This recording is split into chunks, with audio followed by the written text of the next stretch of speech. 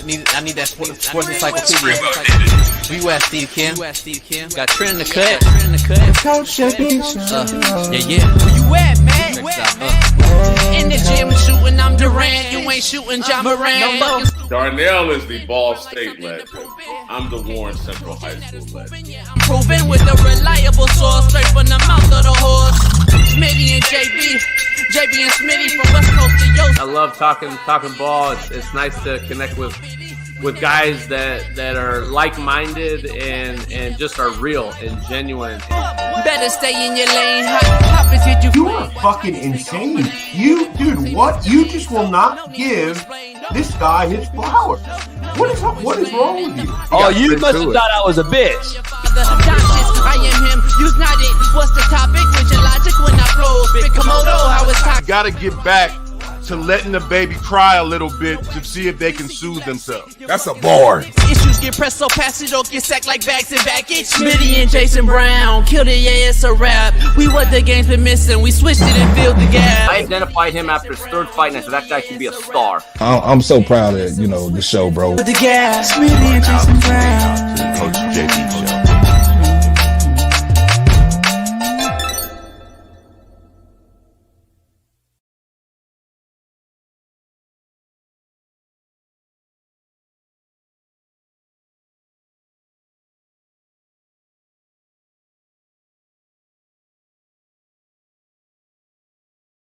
What up? We are in the building on this free game Friday, Fearless Friday. I'm fired up Friday. I'm already got a stick in hand. I've been up all damn day because my back's fucked up. So I was like, why not? So we're in the building. Shout out to everybody in the morning here. Cobra Kai came out last night. That's my show. Only show I really will watch because I grew up a Karate Kid guy. That's why. That's the only reason. I'm a Karate Kid guy to the heart. And I don't know. It kind of irked me last night. I'm going to be honest. It kind of pissed me off. I was watching it and get to the 5th episode. I'm in the jacuzzi, letting my back soak. Got the TV on outside. Number 5 goes off. And then it goes to the fucking 2.5 Men, which is preset in my thing because that's my favorite series of all time. So it goes right to 2.5 Men. And I'm like, where's number 6? Of course, Netflix and Karate Kid split this one up. Of course, they split up the last season again and string it out a fucking 1.5 years. So I go on my phone, look it up. And what do you see? 1 through 5 came out yesterday. 6 through 10 is not coming out till fucking November. And then 11 through 15 in sometime in 2025. The fuck are you doing, man? I don't even watch shit no more. Johnny Lawrence. You know who the shitbird of the series is? Absolute shitbird. And it makes you rethink Karate Kid 1 with Miyagi. Daniel LaRusso was always, and I love how the show made that he's a shitbird. Daniel LaRusso is the shitbird. Johnny Lawrence is actually the guy. Johnny Lawrence is me. He was perceived wrongly. He was perceived in the wrong way. Daniel LaRusso, everybody liked and thought was the good guy, and he's actually the shitbird. Fucking Daniel LaRusso, motherfucker. Unbelievable, man. Come on. What the fuck are they doing? What are they doing? What are they doing with my show over there? So I got dick teased for about 5 episodes last night, and then that's it. It's over. Now I got to wait. Daniel's the bad guy, Lucy. Daniel's the bad guy, Lucy. Yes, he is. He is the bad guy. Trying to tell you. Let me repost this real quick. Loaded Friday. It is Let me post this real quick. All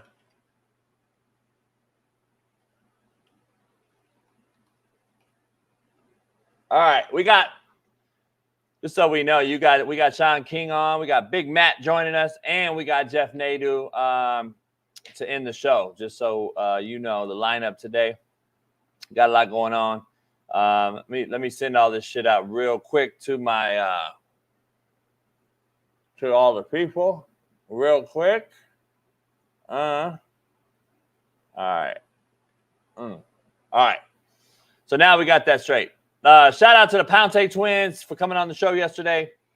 Shout out to everybody that was on yesterday, and we appreciate everybody. And shout out to all the new subscribers to our YouTube channel. Shout out to all the love yesterday. We had 70,000 views yesterday on the channel, so shout out to everybody. Make sure you head on over to winnable.com/slappicks and get your first down package today. And download the Discord app, because we are going to do a fantasy football league. I am going to start one in the Discord, so the communication will be in the Discord. We'll sign up. We'll have a whole fantasy football league thing. I've never done fantasy, but I'm going to promote one and get some. We're going to get all the big guests in there as well with you guys, so you can play against the Weddles and the Matts and the Steves and the Shaun Kings and everybody else. We're going to get in there, plus the Pouncey twins and everybody else. We're going to put everybody in there. So get that in there, and we'll get that on that deal. So shout out to that. And then head on over to Bet Online, Prize Picks, and Winnable as we get this show underway. Let's get this party started. Reigning NFL MVP, Lamar Jackson, get this, is challenging Pro Football Hall of Fame quarterback Troy Aikman's use of their shared number 8 in a U.S. Patent and Trademark Office complaint, according to federal records. Jackson, who owns or has applied for several other trademarks using the number in various phrases, says Aikman's attempt to use 8 spelt out on apparel and bags would be likely to cause confusion or cause mistake or to deceive the purchasing public as to whether they're buying products from Lamar Jackson or Troy Aikman's company. Jackson's attorney said in July 9th filings, Troy Aikman's 8 is legendary. Lamar Jackson's 8 is in the making. So, exactly my point. That's what I said. For him to sue 3-time Super Bowl champion 25 years after his retirement is absolute crazy bananas talk to me. I don't give a shit about your bag chasing, dog. Troy Aikman has a legacy and is a legend that I want to live on. He wants to live on. I trademarked it first. I'm speaking as Troy Aikman. If he trademarked it first, that is why trademarks exist. And Lamar, you got to live with it, dog. Or how about you go win some big-time football games, maybe 2 Super Bowls. How about maybe 3? How about you up me one and win 4? Then you could have 8 as the logo. These kids all want, but don't pay no homage or give back to their forefathers. Fuck that, Troy. Don't give him shit. He ain't earned shit yet. He ain't busted a grape in a fruit fight. He's ran around on the field a few times. He got a bullshit MVP last year. He's won another one. He's yet to win any big-time games, and yet he thinks he's the real 8. Shit. You got to go through fucking Steve Young first, Mark Brunell, a bunch of other QBs that were 8 before Troy Aikman, 3-time Super Bowl most accurate passing quarterback of all time. What? Fuck out of here. Let's dive into the show. Lamar Jackson sues Troy Aikman for trademark rights. We're going to dive into that deeper. Greg Sankey shuts down the idea of the SEC potentially adding Florida State to the conference. And if the ACC survives, what will happen to Florida State, Clemson, etc.? We're going to dive into that. Utah State officially fires my friend and good friend, buddy of mine, Blake Anderson. as head football coach. We're going to dive into that. Bill Belichick intends to return to coaching in 2025, but what does JB know? Because I think I said he wanted to pursue Don Shula's all-time wins record last year when he couldn't get a job. Which team could land Bill Belichick, and which team should have hired him this year anyway? Russell Westbrook to the Denver Nuggets after being waived by Utah again for a second time and being cut or traded by the Clippers. Addition by subtraction, we're going to dive into that.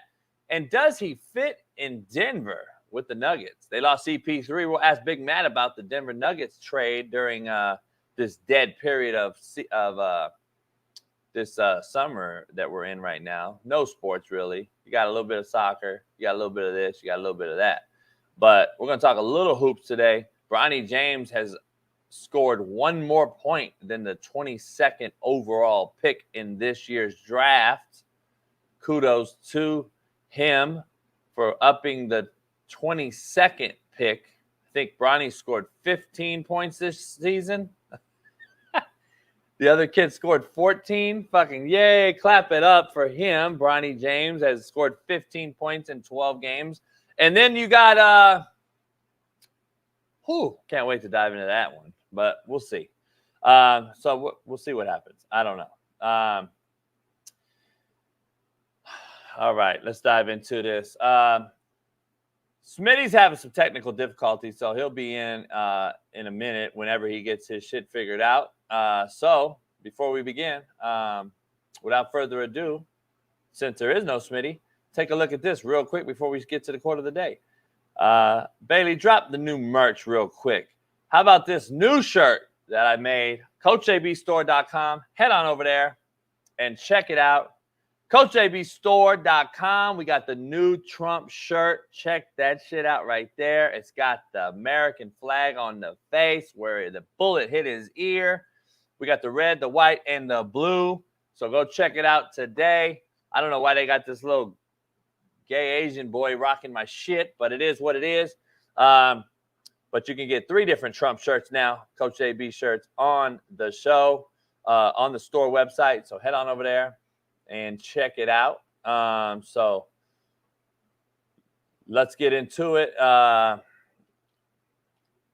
soon as Smitty's computer works and gets it going, we'll put him in here.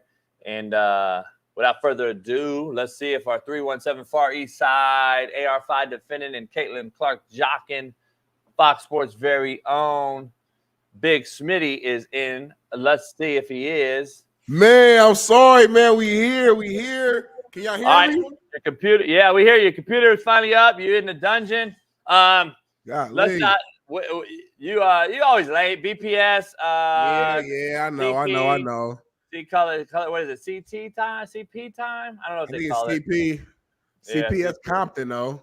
Color people. We can't say color people no more. We got to say black people now. So this is called BP time. BP time. But I'm here. We live. We ready. You got your white on, I got my black on. What that mean? Racist. But here's the thing about it, though. Like, I never colored people. It was most. That shit was more racist than like. That sounds crazy. I've never said that word in my life, other than right now. Like so saying it. This is the first time you ever saying it right here. Yeah, I was like, "What fuck is it? A colored television? What is it? Are you a television set, motherfucker?" I never got it. I was like, you know what? In Kansas, I'd have the whole team on a golf course doing a fundraiser, and this motherfucker, old blue hair, come out, walk on the course. Can one of you coloreds help me? Homie. Homie. No way. Homie. My boss looked at me and I looked at my coaches and then my players knew already. I didn't know. I was like, choke this old man out. I was like, what the fuck did you say to my kids, homie? And like, that's how ignorant. I think cats are really blind. There's like certain places in this country that's just, they're blinded, bro. They're like, they're dilute. What is it called? They're tucked away in a fucking in a fucking 1972 vacuum. Yeah, because I bet you, as crazy as it sounds, that old man didn't even mean no harm when he said. Nah, he didn't. That's what he grew up on. Yeah. Right. Yeah. That's wild though. That's wild. Yeah. BPS, white people shit. But My back is so fucked up right now, JP. I Yours. cannot. As soon as the show ends, I'm going to my chiropractor, bro, because I'm hurting bad right now. I've been tossing and turning all night. Can't get comfortable. Like, this is crazy. Yeah, I was in the jacuzzi all night last night watching Karate Kid. I started the show off. I was watching the new Karate Kid, came out yesterday. I got to season 5. I was in the jacuzzi and getting some gawk, and then bam, turned it off. I'm like, what's going on here? What's going on here? And then they only wanted to drop 5 shows yesterday. Now they got to wait till November. And then the last 5 are going to be sometime in 25. Damn, they bring it up like that. Why would you do that, dog, to fucking Karate Kid last season? Fucking They crazy. teasing you. They teasing and making you got to wait. They're doing the same thing with the Power. I know you don't watch Power, but it's called Power Book, where they're split up into 2 parts, where the first 5 episodes was, I think, just ended last week, and then the next 5 is going to be like September. So it's a few shows doing that. Yeah. By the way, I want to break this down real quick. Please do. People in here, I have a high pain, very high pain tolerance, and I just laugh when it gets real painful. That's how I live through it. But I'm going to be clear. Back pain's not the worst, okay? It's the most inconvenient, maybe, because you need it to move. Okay. It's not the worst pain. There's 2 other pains, in my opinion, that are worse. I'll add a third just for shits and gigs for the show's purposes. Toothache, if you get a bad enough one, but tooth pain is not the worst. Tooth is not the worst. Everybody in the chat that I said tooth pain is not the worst. Go get you air trapped with water in an ear and then holler at me. Really? Earache is the worst. Don't rupture an eardrum skiing or something like that and hit the water at 100 miles an hour with your earlobe. That's the most pain that you will ever go through in your life. That is the most pain you'll ever go through in your life. Now, through a few days, you know what I mean? Then you got kidney stones that you have to piss out. Oh, I heard about that. Yeah. I can never do that. But let me give you another one. When they stick a catheter up your pee hole. My wife do be doing that to dudes at work. It's her job. She's a nurse, bro. It is what it is. She got to put catheters on pee holes, catheters on vaginas. You got to shit bags. She do all types of stuff at work. Shout out to my wife. She do all types of, she's a superhero. My mom did all that. I trust her. Yeah. You know it. I'm just kidding. I was just being immature like you do. So I was trying to be as immature as you know what's funny? I'm the young guy, but I'm actually the mature guy on the show. Ain't that funny? Contrary to belief. Like I'm the funny guy. You're not even close to mature. But I'm the most mature. I'm not saying I am mature, but if we had to pick somebody from this show who's the most mature, it would be me. Like I'd be one that you're one B. It depends on the topic. Like I fuck around. It says there's a difference between fucking around and then being like immature, like a little kid, like saying like a little catchy little snake shit. Like I don't do that. See me, I don't never fuck around though. That's just between me and you. I never fuck around. I'm always serious. So, hey, you know it's Friday, man. I just noticed that. I didn't realize. I got to go back to my cousins, man. So if you want me to scoop you up on the way, you can go see them. I'm going to Shireen, though.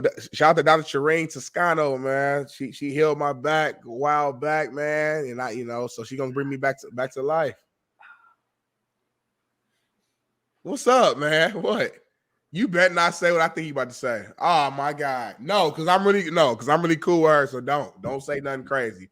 Golly. God damn. I shouldn't even say nothing. Oh my God. Why did I say something?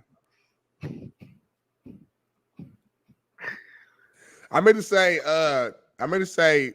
Mr. Toscano, Bobby Johnson Toscano. He got 2 last names. He healed my back last time. That's what I meant to say. God,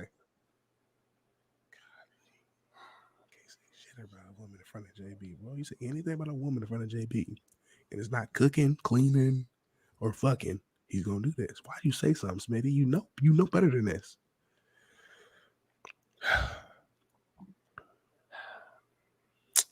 She can protect the president. She could coach football. And then we expect her to fix a grown man's back. A woman. Ah, damn, I love women. I love women, boy. That's crazy, but damn, I can't imagine a woman fixing my big ass back. Can you? JB, you better slow down, JB, because you ain't gonna get. You keep this little thing going, you ain't gonna get no ass for the rest of your life, JB. Because these women gonna come together and they gonna and they gonna. Women I talk to, they like this shit. They actually like an alpha male. Contrary to belief, they actually know. They're like, damn, you're right. There's no way I want to protect the president. There ain't no way I want to coach football around a bunch of motherfuckers swinging their nuts around. I want to do my makeup. I want to cook a little bit. I want to do Harrison Butler shit. Oh, let's dive into this quote of the day, brought to you by betonline.ag. What up, man? The real Coach JB here for the Coach JB Show with Big Smitty. We got a proud new sponsor, of course, for the second part of the year, and that's BetOnline. Continue to be your number one source for all basketball wagering needs, including pro and college hoops throughout the year. March Madness is here. Join us every Monday and Friday with Jeff Nadu as we will pick them and up-to-minute odds, stats, and trends. You can follow your favorite team's path to the playoffs with in-game live betting, contests, and all the best player props. Experience the world's best wagering platform anytime from your desktop to your mobile device. Head on over to BetOnline today. Become part of the team and remember to use promo code BELIEVE, BLEAV, for 50% off plus welcome bonus on your first deposit. Bet online where the game starts. Peace. Let's dive into the quote of the day. Smitty, what's wrong with your Twitter? It's not connected no more. What you do? You got banned? Nah, Bailey told me that he thinks you need a like a Twitter premium or something like that in order to get on. So I don't know if you pay for that or Bailey's saying he thinks you have to pay for it now, which I'm not going to pay for it. So pay for what? Twitter premium. You probably pay for it. I don't pay for shit. I don't think you need premium. Why would you need premium now all of a sudden? Because your boy Elon, he done changed a lot of things. But Elon had nothing to do with StreamYard. DMV living. Yeah, if you believe what you read, everything you read is quite telling. DMV living. So what are you trying to say? You trying to say that this guy, this 20-year-old, was a sharpshooter, was out there just picking off everybody? Come on, homie, miss me. You sound like a fucking buffoon. The 20-year-old was a patsy, homie. Come on, dog, get real. There was 3 shooters. Fuck, man, you guys are so fucking thirsty for. Oh, let's dive into this, Smitty. I got a lot of shit to talk about here. Let's dive right into the quote of the day. Because I got some real ones for you for the DMVs in the chat. That's wokey. All right, quote of the day. The road to destiny is loaded with enemies. Ooh, okay. I kind of like that because it's like. Why do you like that now? It's the same thing that I always say. Like, you got to go through hurdles. You got to go through trial or tribulation in order to reach success. It's the same thing. It's a different way of saying it. The road to destiny is loaded with enemies. You got to fight through your enemies to get to your destination. It's just part of it. In life, you can't just, everybody wants the smooth road and just go straight. Like this morning, my laptop was fucked up. I didn't want that. I didn't want that at all, JB Bailey. But sometimes things happen. But now I'm at destiny. I'm at my destination right now. So I like that.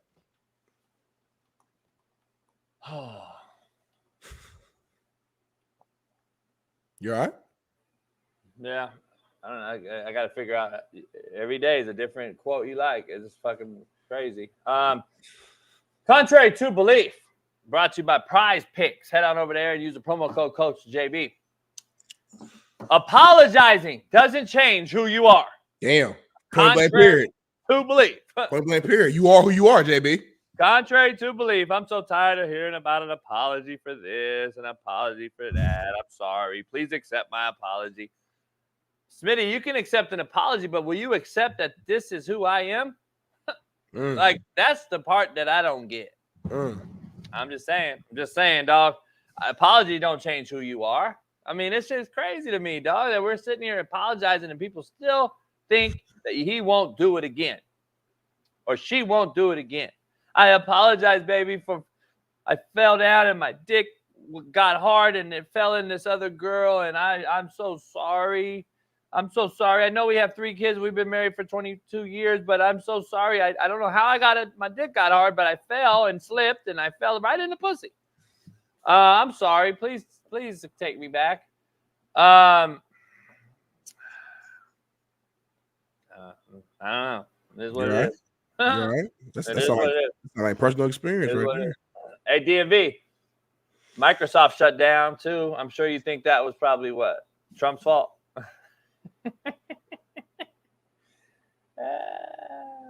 Smitty, there's a lot going on, homie. Strap up, prepare. I don't know. I hope you got some water. You know, we might have the 10 days of darkness shit. I don't know if you've heard, but there's no flights right now. There's no train moving.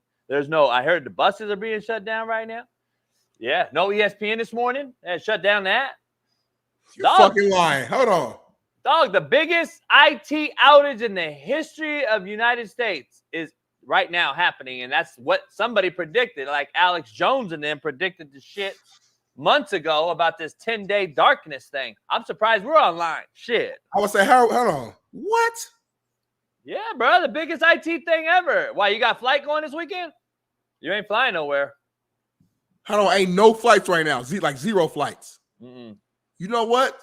JB, I can't. Well, I don't want to tell. Well, fuck it. You know where I live at, and it's fun. I don't hear shit. Yeah, bro.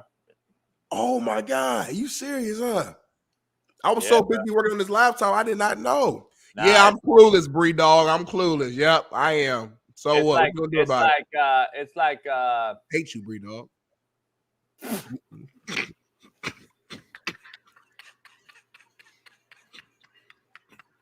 That motherfucker really. You really sound like a little kid right there. Like, I hate you.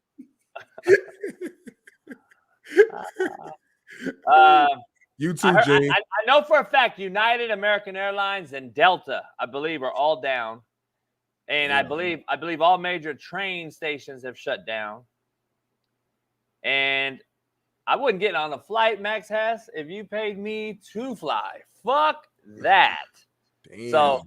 But I got a call. It's crazy, man. Let's dive into the poll question first, though, and then I gotta Bailey. We might have to bump up my make it make sense because I want to talk about this power outage that we might have to do. But let's see how it goes. We'll keep it regular. Poll question, Smitty. Who is your 2024 Mount Rushmore of NFL QBs this year? Your current quarterbacks this season in the NFL. Easy. You got 4. Easy. You ready? There's only 4. You want it right now? Yeah, that's you want it right now. Yeah, everybody drop them in the chat, by the way. Everybody drop them in the chat. Patrick Mahomes, easy. Josh Allen, easy. Joe Burrow, easy. And Lamar Action Jackson, very easy. My 2024 Mount Rushmore of NFL QBs, they will all be healthy. These will be the clear-cut best quarterbacks in the league and in the game this year. Their offenses will go through them. Their teams will go as far as these quarterbacks will take them. And you will see these 4 guys compete for the best quarterback this season. That's my Mount Rushmore. That's easy for me. It's an easy-ass question. We should all agree there should not be any other differences to this list. This is the correct list. And if you have anything different, then you just don't know football. It's a horrible list. But Mount Rushmore, right? My prediction. Now, these guys could get hurt, Smitty, knock on wood, and we could have other issues, but Mount Rushmore this season, JB's prediction. Do you hear something? I hear something. I hear feedback. I hear something too. I don't know why. Yeah, I turned my volume down. I hear something. I heard some echo. Hello. They might be watching us. That IT shit, dog. I don't know. I hear some feedback. Somebody, you got your shit on? Your YouTube on or something? Probably you. It's usually your fault. Like I'm just on that BPS. I'm not racist show. Let me go with my 4. I'm gonna go with no particular order. Just get 4 on the board. Matthew Stafford, Aaron Rodgers, Joe Burrow, CJ Stroud. Coolest. Yeah. Coolest. Yeah. Coolest. That's the list right there. That's Say what it again. It's going to go down. Huh? Say it again. Stafford, Rodgers, Burrow, CJ Stroud. I like Burrow and CJ on there.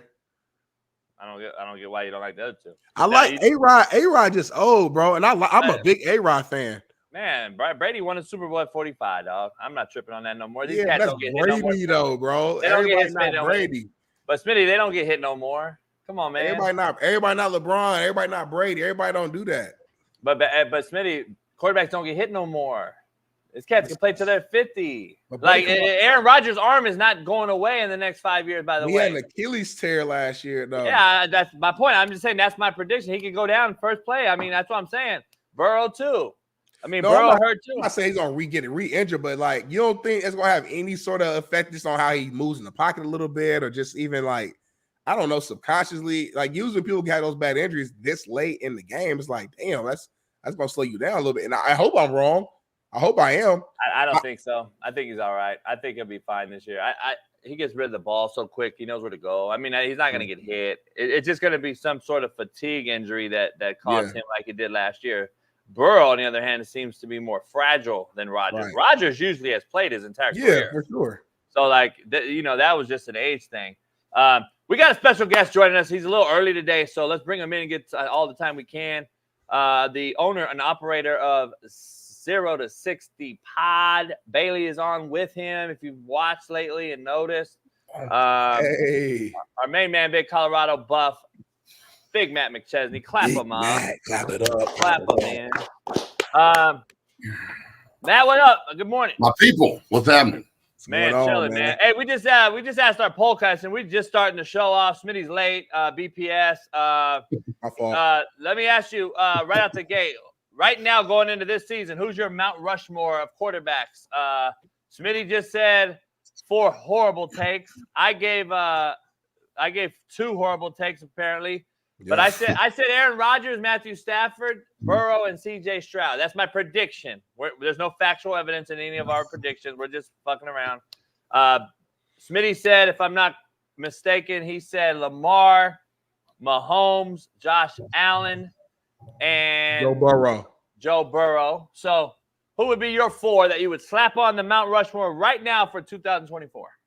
Okay, so definitely Mahomes. The fact that you're not putting him on there is just you being you. It's part for the course, right? It's part for the course. Oh yeah, it's what it is. I knew you'd leave him off. Yeah. So Mahomes, 100,000%. I mean, they're about to three-peat. Yeah. I would put Mahomes. I would put. Boy, this is a good question. All right. This is a prediction, man. Mahomes, this is just you looking out. Just my preference, okay. Like, what do you think? You think like just spitballing this? You think Harbaugh gets Herbert over the hump and he can maybe get on that wall? Okay, so Mahomes, Burrow, Lamar, and Josh Allen, dog. Like, I'm sorry. Lamar, dude, you are Lamar guy. That sounds very familiar, man. That sounds very familiar. That's the 3-time Super Bowl winner and Super Bowl MVP, the MVP, a guy in Josh Allen who I think is elite and does more with less than anybody in the NFL. Yes, he gets himself in trouble, but he has to. He reminds me a lot of John Elway, and he can run better, which is scary. And then, Joe Burrow, I think that Joe's going to come back this year with a fucking vengeance. I think I do too. He's going to chop people up. So let's break down our 4. Let's all break down our 4 and why we think this is what it is. Here's my thing. This could be an injury away from predicting something either in our favor or against. Burrow's been hurt the last few years. I'm going to throw him out there as a prediction to say he's going to go off just like you did. Aaron Rodgers, it was a fatigue injury. He's older. But I think you can play in this league if you don't get a lower extremity injury until you're 50 now because you don't get hit at the position. Brady got a Super Bowl at 45. So we've seen it happen. So we can see it happen with Aaron Rodgers if he doesn't go down, knock on wood. Well, he got hit last year and tore his Achilles, so.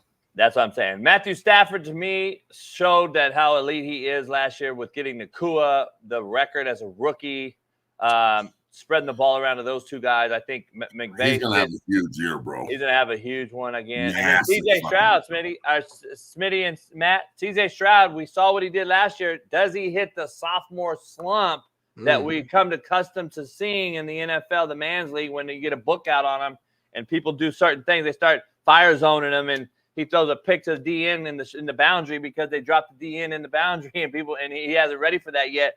Does that happen, or does CJ continue on this crazy path already after year 1 and 5,000 yards passing? I'm going to put him in there just because I love the kid to death, and I think he's a pure passer of the football, not just a thrower. I believe he uses his feet to guide his arm, where a lot of people use their arm and run with their feet. It's crazy how the football game has changed at quarterback. But that's my prediction on those 4. I think Aaron is just talent, loaded with talent around him. Yeah, I think he got better up front. I think their defense will put Aaron in optimistic opportunities. I just think that those guys, and then Burrow, I think, is going to rip it. But if those guys go down, our predictions could go right out the fucking right. window. But injuries always can change anybody's list, of course. Who would be your 5th dark horse before you go? Sorry, I think Herbert. Herbert would be mine. No, for me, it would be CJ. If I'm being honest, it'd be CJ. For everything, I'd probably put Aaron Rodgers as my 5th, just because I do think that I know he's a weirdo and all this other shit, but he is a hell of a competitor, and he does want to win. He doesn't want to go out hurt and having this be a bust. So the team around him in New York is loaded. The defense is awesome. If they can figure out Hassan Reddick and his deal, Hassan Reddick's going to go out there on a 1-year contract, essentially a prove-it deal. Yeah, and that's scary for offensive linemen because he's going to be super fucking motivated. So I think that Aaron Rodgers would probably be my 5th, and I'm a little biased on that because I obviously want the Jets to fucking go excel this year. Where would you guys put Jordan Love or Goff? Up there. I mean, look, it's hard. For as shitty as we've said the quarterback position is on this show for years, I'm looking at this list and I'm like, God damn, man, there's like 20 guys that can fucking really get it. Yeah, and I don't know the last time we've had 20, 25 really.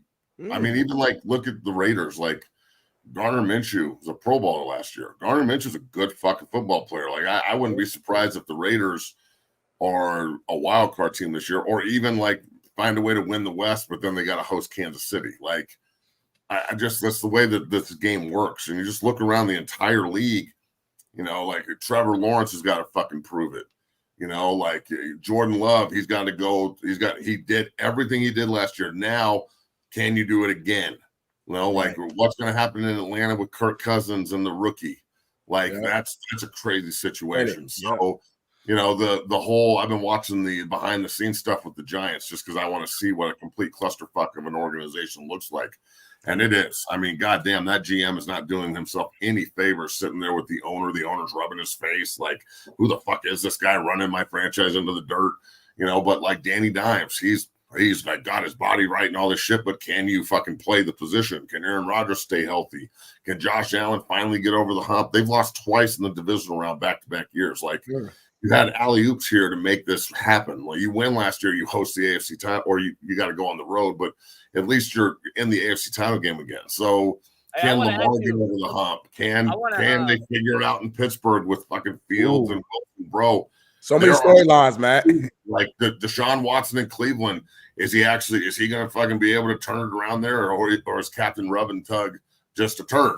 So ding ding. But you look literally, is Brock Purdy the guy? Is Matt Stafford going to be healthy?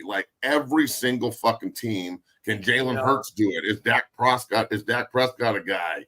Every single team has a massive question mark. Kyler Murray, everybody, about where they're going in the future, except for Kansas City. And that's what I'm saying. That's what I think the correct verbiage is, a question mark. I don't know if there's 25 legit quarterback. I think it's 25 question marks. You got Tua, Geno Smith. We could go every team and add even more, yeah. they're more question marks than just saying there's 25 legitimate. Yeah, I will agree with you on that. But the question, look, there's been a lot of times where you question it and you're like, man, I don't know if this kid can play. Right now, the question is, how good could these kids be? Right. So I think those are two different questions, in my opinion. Right. Yeah. Let me get something straight. You said something. I want to go back real quick. Rewind. So you said Minshew as if you think he's starting. You're thinking he's starting in Vegas? Well, look, O'Connell did a good job last year, but they brought Garner in to compete. But yeah, I think Minshew's going to start. And just because I just feel like he's a better fit. He has more experience. He has a Pro Bowl under his belt. I know you like O'Connell. I do too. But I just think that when it all comes down to nit and gritty in camp, I think the competitive nature of Minshew and Antonio Pierce and everyone, unless you know something I don't know, I think that Minshew will end up starting for him and O'Connell will be their backup. And that's a good problem to have because they don't have one. They have two. If you have two, you don't have one. I'm not saying either of them are the future, but I wouldn't be surprised if Gardner Minshew I'm surprised the Colts just let him walk. I know you have AR5 and he's a very good prospect. Yeah. But I thought that Minshew is just consistently disrespected. And eventually somebody's gonna give him the keys and be like, hey, bro, let's see if you can drive. And that could be the Raiders this year. I don't know. Dude lives in Kansas down by the river. Yeah, dude, real quick, JB. So I know at Fox we actually had Devontae Adams on the show I work on as a guest, and they asked him about the quarterback situation. And he said, like, obviously right now they're competing, but like as of right now, and this was like again a week ago, he said that like he believes AOC is QB1 right now. Again, obviously you guys know, Matt knows for sure things change, but in that exact moment he did say that. So everything I've heard is Aiden O'Connell, and this is why though, and this is just me quarterback talking. From a quarterback side, and Shaun King is coming on after Matt, and he'll say this. We said the same. We share the same sentiment. Like Matt takes the Pro Bowl thing. I think like it's a Pro Bowl. You got it, which I respect that. I look at it as he was a shoe-in last year because people opted out, and I don't know if he was a real Pro Bowl quarterback, but he is a Pro Bowler, right? So. Yeah, so I think if you have a jersey framed on your wall that says NFL Pro Bowl on it, I'm not going to let anybody take that. Yeah. And I respect that. I respect that side of it. I'm just looking at it as a performance base, and I'm like, well, did he really earn a Pro Bowl, or did he get handed to him because Josh Allen wanted to go golf? I mean, that's how I look at it. I mean, regardless, I get. I'm with you. Here's the thing. I think, from my perspective as a quarterback, I think Aiden O'Connell has to start because I think, to your point, Matt Minshew is a better guy off the bench. That is what he's proven to be. He's that guy to save your franchise if something goes bad. That's a good point. I don't know if he's a starter from the gate and that guy to come out. And listen, we don't know if Aiden is either, but he's the young guy that you haven't paid yet. So I would be like, you know what? Let's see if this guy's worth it, or I'm back in the draft next year, Matt, as you know. We're back in the draft, drafting another rookie next year if this thing goes south here. So, because I think we're all three of us are in agreement that Minshew's not, let's say, a franchise guy. Let's be honest. And then I don't believe, and we don't know about Aiden. So who do they go? Do they go in the draft? Do they try to trade? Do they try to go get an Aaron Rodgers to finish his career? Some shit like that. I don't know. Shout out to you, Josh. Shout out. I agree. Josh, I agree with everything you just said, just because you sent over a C note. So whatever you say. What did he say? Read it out, Smitty.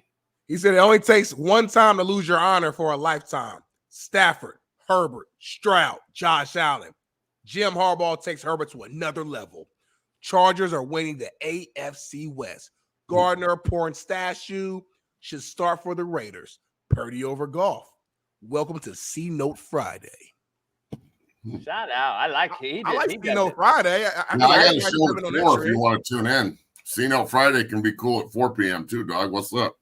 0 to 60 is rolling. Let's go. Bailey and I, we like C-Notes. C-Note Friday. I think everybody should just join the trend. Like, everybody in the chat should join the trend on our show and your show and just C-Note At least start liking and subscribing and stop just watching. If you can't hit the like button, you're a dick. Yeah, you're a dick. Hey, back, rewind. Back to your point real quick before we move on. We're beating this to dead horse. But I like this topic. Let me ask you this. Hey Matt, if Josh Allen wins this, if Josh Allen is a top 4, if Josh Allen's a top 4 quarterback this year, I'm just throwing this out there. If he is a top 4 guy, if he is on the Mount Rushmore this year, he will have led the Buffalo Bills deep in the playoffs. If he then you'd go to Super Bowl. But that's my thing, like, because there's no wideouts. You lost Gabe Davis, who I believe since 2020 leads the NFL in touchdown receptions. You lost him to Jacksonville. You lose Diggs, and now it's like a research of identity on what we're doing. And now I got to do what Mahomes did last year with a mediocre wideout core and show that I'm the best in the NFL. Is that what Josh Allen can do? And that's where it's going to come down to, in my opinion. So he's going to have to. He's going to have to, bro. I mean, they're going to have to lean on the run game. You can't just take all of his weapons, although they do have more receivers there, so we'll see what they can do. The kid from Florida State, the Coleman kid, can really ball. But he's a rookie, but still he is playing receiver, so it's a pretty easy position to come in and ball out in if you're a baller. So yeah, I don't know, man. There's just something about Josh Allen that I like, and I feel like he's going to be very similar to John Elway in the fact that like he's always there but can't get over the hump. And until he does. So I don't know if it's next year, but I know Buffalo's got a really good competitive, ass kicker at the quarterback position. And you don't want to get rid of him just because he's turnover prone. But again, why is he turnover prone? Because he has to fucking do everything by himself all the fucking time, man. I mean, even when you're trying to compare the Mahomes situation to him, Mahomes still has Kelsey and Andy Reid and fucking a plethora of backs, and the system that he's in just fits it perfectly. They're always changing the OC in Buffalo. They don't have any receivers for him. I like Kincaid and Knox, but it doesn't seem like they understand how to maximize the 2 tight end set. They don't run the ball or play action enough. I was watching the divisional game against Kansas City. I don't know how many just straight drop back bombs they tried to throw, but maybe like 12. And I'm watching it, and I'm like, what is this, a fucking game of Madden? Like, when are you going to, like, set them up for success instead of just asking them to do everything? So a lot of this shit is on the coaches, too. I'll tell you this. If they don't get it done this year, McDermott is Gone gone. I mean, he's gone faster than you can say gone. They might fire his – if they start slow, he might get fired in the middle of the season. I made a prediction, Matt. I made a prediction. I say that McDermott's gone and Dable is also gone. They both get fired from New York and Buffalo, respectively, and Dable will be the new head coach for the Buffalo Bills. That's my prediction. And this is why. This is why I say that. People say, well, why McDermott? Dable's going to lose and get fired because Dable has a tie no one else has, and that's Josh Allen. And that tie is going to get him a head job. McDermott is a defensive-minded guy.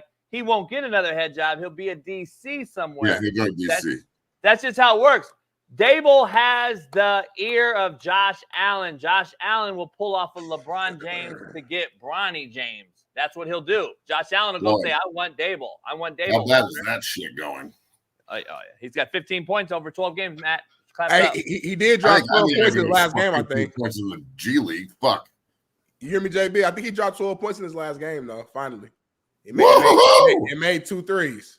He is not yesterday or 2 days ago. I think like 2 days ago. That's the biggest farce I've ever seen. He is not a professional basketball player. Anybody out there repping like Bronny James, you're a fucking moron. You've never watched basketball. You are LeBron James dick sucker. You're just like, come on, dog. You're gonna slurp both of them? Matt, what's the noise? Matt, real quick though, while we're on this topic, you know, obviously you're a father. You got 2 young boys. Quick question. If you were in the position of a LeBron James, would you do the same thing, you think? No, man. There's so much pressure on your kid. Like, I coach the shit out of my kid every day. There's a lot of pressure on him just because his fucking last name's McChesney, and I'm a shit talker. And there's tons of people in Colorado that love to see him fail because they think it's going to, like, affect me.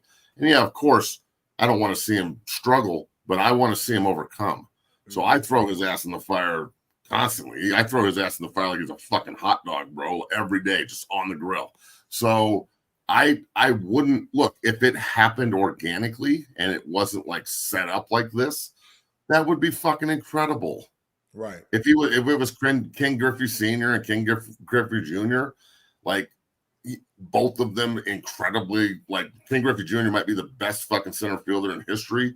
And I'm even talking about Willie Mays and guys like that. You know, not if he didn't get hurt, he might be the best player ever. And like when that happened, I doubt that King Griffey Sr. was like, you should take my kid. No, they just happened to have the pick, and his kid happened to be the best player. So if it were to happen organically, that would be fucking awesome. But if it was like set up so I can play with my son and he's not any good. That's the other thing. If Bronny was good, he wouldn't be there the second to last pick in the second round. He would have been gone in the top 5. So let's be fucking real about this. Like if it's like almost, so think about it like this, like it would be like if like the 7th round, you're in the 7th round and you can either pick like some kid that you've scouted the shit out of, or the coach's son is in the draft and he just picks his son. Right. Well, everybody be like, what the fuck is this? Like, this guy better fucking ball, because if not, it's just a farce. So, yeah, you know, it's one of the things, like, I know we always talk about Colorado, but it's one of the things I respect about that is Shador and Shiloh are fucking ballers. Like, they're the best players on the team other than Travis. So that makes Coach Sanders' job even better. Right. But it's not like it was back in the day with, I don't know if you guys remember this, but Dan Hawkins was our coach for a while. And God bless Cody Hawkins. He tried his best. He played hard.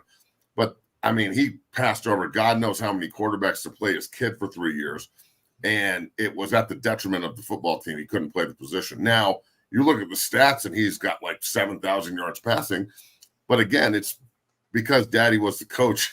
They were getting their ass kicked, and we're behind by 30 all the time, and he's just throwing the ball over the yard in prevent defense. So, when you put your kid in that kind of position, man, it's really, really tough on the individual.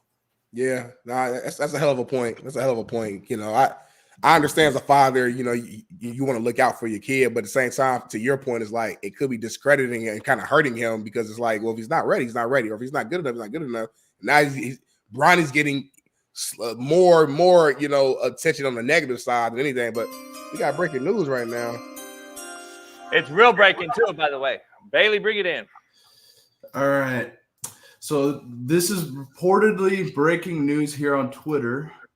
ATMs are reportedly down to the global cyber attack affecting Microsoft. Planes are down from Delta, United, and others. And now ATMs are reportedly down. People are running to ATMs to get their money out, apparently. So, listen, it's real because my mom just texted me. And she's panicking. She's a VA vet, and she can't get her money out right now because somebody told her, because she's a VA, she's got connection with the VA. People are probably hitting her up from VA. If this is real, then here it goes, my gentlemen. This is the beginning, starting of something. Of course, you got an assassination attempt. You got another guy bowing out of conceding the race in Biden, and now you got this. Makes sense. Huh. If I can get my money out, I'm going to have to start robbing and stuff. Just everybody relax and don't run on the banks, and let the IT guys fix the problem, and everything will probably be fine. But I will say this: one fire stokes another. So, exactly. And we are in a country that is panic prone, dog. Everybody, and they love to post it. And I'm guilty of it too. Everybody does it. So you're like, just calm down. Everyone take a fucking deep breath. This is even me saying it. Calm the fuck down. Everyone take a deep breath. And let's try not to burn our fucking civilization to the fucking ground over fucking Donald, Sleepy Joe, and you can't get $40 out of the ATM for an eighth.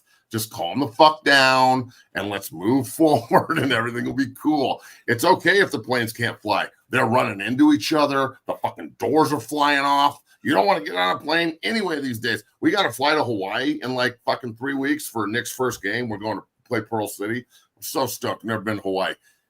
But, bro, really? Like, when like fucking J. Cole's song where he says, slip me a Zenny at once, somebody. I'm going to be on the plane like, slip me a Zenny at once, somebody. Give me 10 of them. Fucking put me to sleep immediately. I don't want. Matt, that's like my second home. I got a timeshare there if you want to use it. That'd be fucking dope. Yeah, man. Which island? For a week. I can't wait. So Waikiki, Honolulu. Yeah, it's going to be super fun. And then, we got a hell of a team, so I'm excited about it. But look, I understand everybody's freaking out. Just calm the fuck down, everyone. Everything's going to be fine.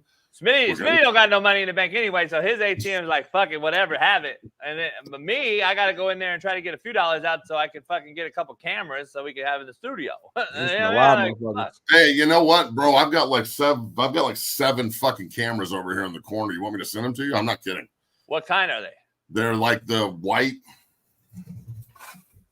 Fucking Smitty, he'll have the ones we need and shit. They're Red Link.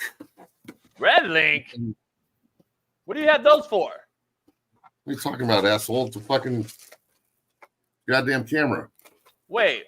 I got them set up all over the gym and shit, and I'm going to take one home and set it up for Twitch for a video game so I can run your bitch ass off the sticks on NCAA. By the way, I own NCAA. I own college football. I'm gonna sue them. Yeah, well, but anyway, I need your username so when I get home. No, don't avoid this. I need your username and I need your username. So when I get home this afternoon, I'm gonna fucking run your bitch ass off the sticks, and I'm gonna run your ass off the sticks. First of all, I'm gonna fuck you up. First of all, we ain't got it yet. Means we ain't got it yet. We ain't got it yet. No, I don't even fucking play video games. This isn't a video game. This is the way of life. Oh, you guys are fucking both 18 years old. Dude, NCAA, this game is dope as fuck. I heard it was fire, I knew he would hate on it. He I always fucking does. knew it, dog. Like the only guy in the world hating on NCAA right now is this fucking guy, and like Wendell White. Well, they're using my fucking. Guess what they're using? My name, image, and I know. I get it. I love it. It's awesome. Come on and yeah. start talking shit, and maybe they'll send you some royalties. Fuck Right. them bitches. Instead of dissing them, it JB. sucks when you do shit and don't get paid for it.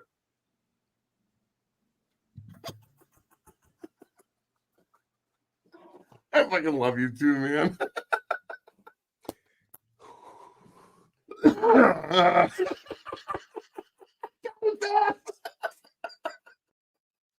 No, that's just so look, yeah. 0 to 60 rolls today, 4 p.m. My man Bailey. Bailey, come on. If they want us to take over the show, we can take that over quick. By the way, now that motherfucker right there, if I had a microphone, I'd drop it. Mr. Hudson, and just walk off. Well, I can come back and say, well, I think I've helped Matt do X, Y, Z, 3, 4, 5. Jokes, and it's all jokes. Nobody want to talk about that shit. It's all jokes. It's all jokes. Hey, let's dive into some topics real quick, Smitty, that you have. I know some Colorado shit before Matt gets out of here on this free game Friday. I ain't got no topics in here. Let's just sit here then. Fuck it. We'll just sit here and look at each other. Let's do it. Just fucking strangers in the night. The best college football game this year is Colorado versus North Dakota State. That's the word on the street. The best college football game is Colorado versus North Dakota State. The line opened at -7.5, and now it's up to -8.5. Will this be an easy win for CU, or will NDSU, North Dakota State University, give them trouble, specifically in the trenches? Well, look, they are. I think CU is going to win. The 8.5. I would probably say that they'll win by more than 8.5. They'll probably win by 10 or 14. But to think that North Dakota State isn't going to come in and try and eliminate opportunity for Colorado by limiting the amount of opportunities they get offensively, you just don't know what you're talking about. So they're going to come in. They play 11-on-11 football. The quarterback runs the ball a lot. So it's going to be a big challenge on the defensive front. We're going to see if these guys they brought in the transfer portal, if Coach Lewis, who they just promoted, who I played with in St. Louis, and Coach Zapp and all these guys, the defensive scheme and the way that they're doing things, we're going to see if it translates and if we got a bad motherfucker at 3 technique. Last year, the 3 techniques in Boulder got, I don't want to say this in any off term, they got fucking abused, dog. And I played 3 technique there, and Schmitty, you played 3 technique. You know the position. It is hard. But it's a man's position, and a good 3 technique can take your defense to places you don't think you can go. So that's going to be the key is the 3 technique play, and can you handle those double teams? Can you shed and make plays in the hole, or are you a gap eater? Gap eating. I was a good player in college on defense. I was a gap eater in the NFL, and guess what happened to me? I got moved to offense. So that's the way this works, dog. It's the way the fucking position works. So that's number one. Number two is, Can Colorado, in turn, and I've said this on my show, last year they averaged 2.3 yards a carry. That's poo-poo. Now, I think if they can improve by 1 yard a carry, that'd be awesome. 3.3, that's still bad. So if they can get to like 4 yards a carry, and with this front, the offensive line they have right now, they're big, they're mean. I mean, they're huge. They're way bigger than they were last year. When I was up there for football camp with my son, who went up there and balled and was like one of the top 5 freshmen, really proud of him. All the offensive linemen were helping out at the camp, right? And I know a bunch of them, and I know a bunch of the defensive linemen, and we were just all talking. And, bro, I'm 6'4", like 325, and I felt small. Like, I'm looking up at all these motherfuckers. So they are big as shit, and I'm not saying that always translates, but you can just lean on people if you stop running lateral. So this with Pat Schumer's offense, can they get vertical and kind of control the time of possession and give Shedeur a break? I said this on my show yesterday, and I hope I can reiterate this correctly. Bailey, maybe you can help me out. But when Shedeur Sanders doesn't have to do everything, Shedeur Sanders is going to be able to do anything. Like, just think about that. When Shedeur and Travis Hunter and Horn don't have to do fucking everything every week in order to win, and if they're off or they're sacked or we can't block anybody or we can't run the ball, we're screwed. When he doesn't have to do everything, it will allow him to literally do anything on the field. And if he's supported with a run game, look at Tom Brady's great teams. I mean, I use this as an example. I'll do it again. Every time when I played Tom Brady, they had Corey Dillon. He went from about 1,800 Super Bowl. Beast. You know what I'm saying? When they run, in Tampa Bay, when he went down there after winning 6, and all those teams, James White, they always had great backs and ran the shit out of the ball, right? Rex Burkhead and shit. And I'm forgetting a bunch of guys. I know I am. But then you look at Tampa, when he was there, when they won the Super Bowl, they were Fournette and the kid from Davis kid from USC. They were hammering the fucking rock. Ryan Jensen's the center. And then what happens when Jensen goes down and they can't run the ball? They go 8-9. He leads the league in passing, but he has to do everything, so he can't do anything. That's all I'm saying. If you give Shedeur and Travis Hunter and Horn and the kid from Vanderbilt, the Shepherd kid, he is crushing people in practice and looks really fluid. You give these skill players a little bit of time and support by running the football and then defensively being able to get off the field every now and then and not allowing 30 points a game and like really playing defense. Bro, how do you lose with a first-round quarterback and the best player in college football? How? If you're supported, how do you lose with those two guys? It doesn't happen. When you have elite players at those positions and they are supported, when's the last time a team sucked? I'll wait. So look, Travis Hunter. I don't agree with him being that great at quarterback. That's the only reason I disagree. But I agree with your point. Your statement's correct. If you got big time those guys at that spot, fuck, you should win. I mean, that's what it is. We've seen Clemson do it twice. Georgia did it twice. Bama's so what would you need to see for Shedeur to change your mind? Just win? No. See, I'm only projecting. Like, I don't even give a fuck if he went 1-10. If he's an NFL guy and he can play 10 years, 20 years in the NFL, that's all I look at nowadays as a projecting guy. Like, that's all I've been talking to Shaun about. Like, I don't really give a fuck about college no more. We're transferring 4 times in 4 years. There's 6,000 transfers a year. Well, so, you know what I'm saying? I don't really look at the whole team thing anymore. I don't know if there's going to be a real true team camaraderie built thing. Where's the last awful quarterback that had a shitty team, or a good quarterback that had a shitty team that got drafted in the first round? Josh Allen at Wyoming. Well, who else though? Mahomes. They were 8-5 when he was a senior. Yeah. That's not shitty. That's not shitty. It's not great, but it ain't shitty. I mean, Romo and Roethlisberger. What was Jordan? What was Jordan Love? What Jordan Love come from? Won 12 games as a senior. I didn't hear you say first round. Well, it is what I don't know if he's a first round. I mean, he may be picked first round. Shedeur's going first round, dog. Yeah, unless they go 4-8, and then, like there's my question. If they lose, if they don't win, is he still projected as a first rounder if he plays like he did last year? His numbers last year were insane. Well, insane, but the team lost 8 games. So where do you see let me answer your question. Like I'm going to answer the question you asked because it's interesting to me. Like you asked me what I look at. This is what I want to see from you said, or what I want to see from him. I want to see him get the rock out of his hands, knowing pre-snap where he's going. And then if post-snap something gets cloudy, he knows where to go and not take the sacks he took. And I get having an O-line that's shitty. I had it my whole life. But I got the fucking rock out. And I want to see his clock and his brain work so he can show me, hey, you know what? I'm going to the NFL. I may be in Carolina with no offensive line. I got to show that I can get the rock out. And that's just my thing. Like, I don't want to see him get beat up and take all these hits with even if we're going to, because, you know, the media, Matt, is going to come say, well, the O-line's horrific, and they're going to blame the OC, and they're going to blame Dion. And I want to see Shedeur get the rock out and prove that he is that guy. That's all I want to see. Because last year there were times, in my opinion, that he should have got the ball out, and he's holding it too long, and he's running around. Get that fucker out. You're Mahomes-ish to me. What I mean is he's an ad-lib with his feet and makes plays with his feet, but he's not Josh Allen. He's not Lamar Jackson. He's not. So, but he's athletic enough to move with his feet in the pocket. That is what I want to see him use his feet for and make the plays off schedule. If he has to make a play. Matt, you and I will both sit here and tell who we're blue in the face and say, I don't give a fuck what happens. If he makes the play, he's the guy. But if he don't, we're going to sit here and say, well, he should have did this. He should have did this. Holy he should have shit. did that. So you guys read the comments at the bottom right here? What just happened?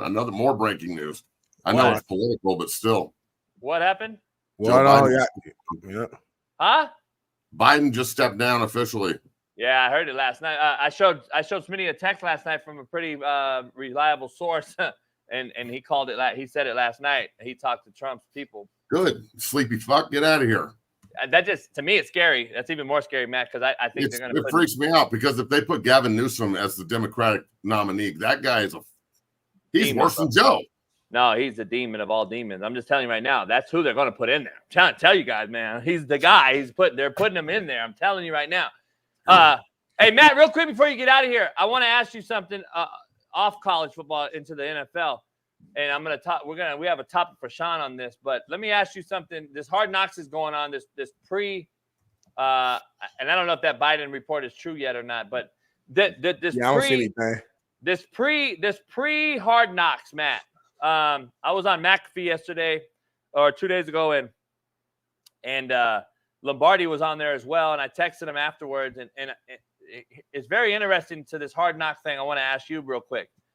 The unlimited access that the Giants have shown on this particular program, I got to get your take, Matt.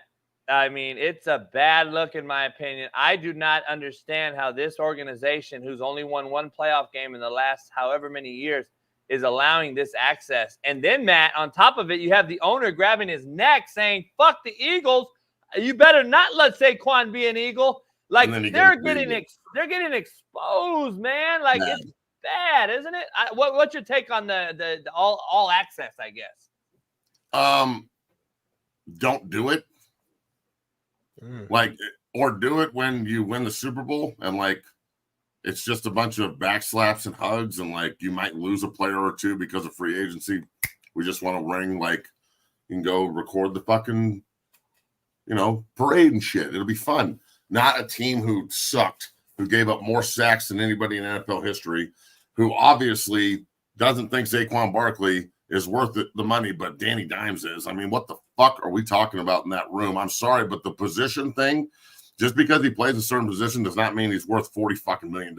Thank you. And getting rid of your most popular player, you heard Mara say it. Like, he's by far our most popular guy. We can't just lose him, especially with Philadelphia, and then have it happen.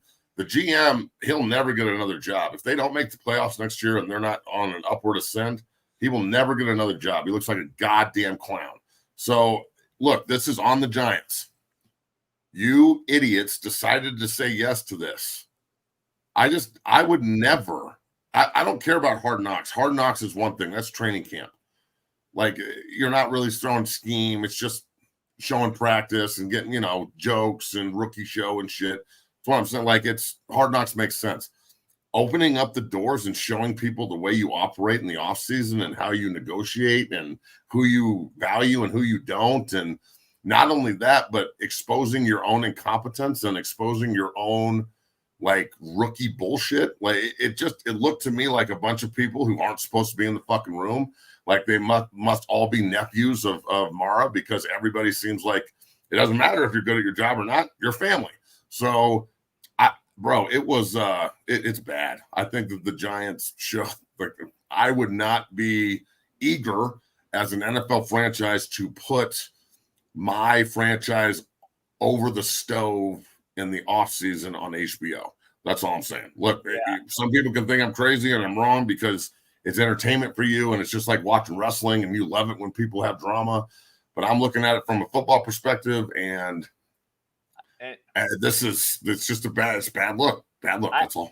From a guy that's been made to look bad on a documented, edited series. This is why a lot of coaches and programs after my term at Last Chance Juice turned it down. They were like, nah. I saw how you all did JB. We know JB. We know the real JB. I know how you edited JB, and now I'm not doing that.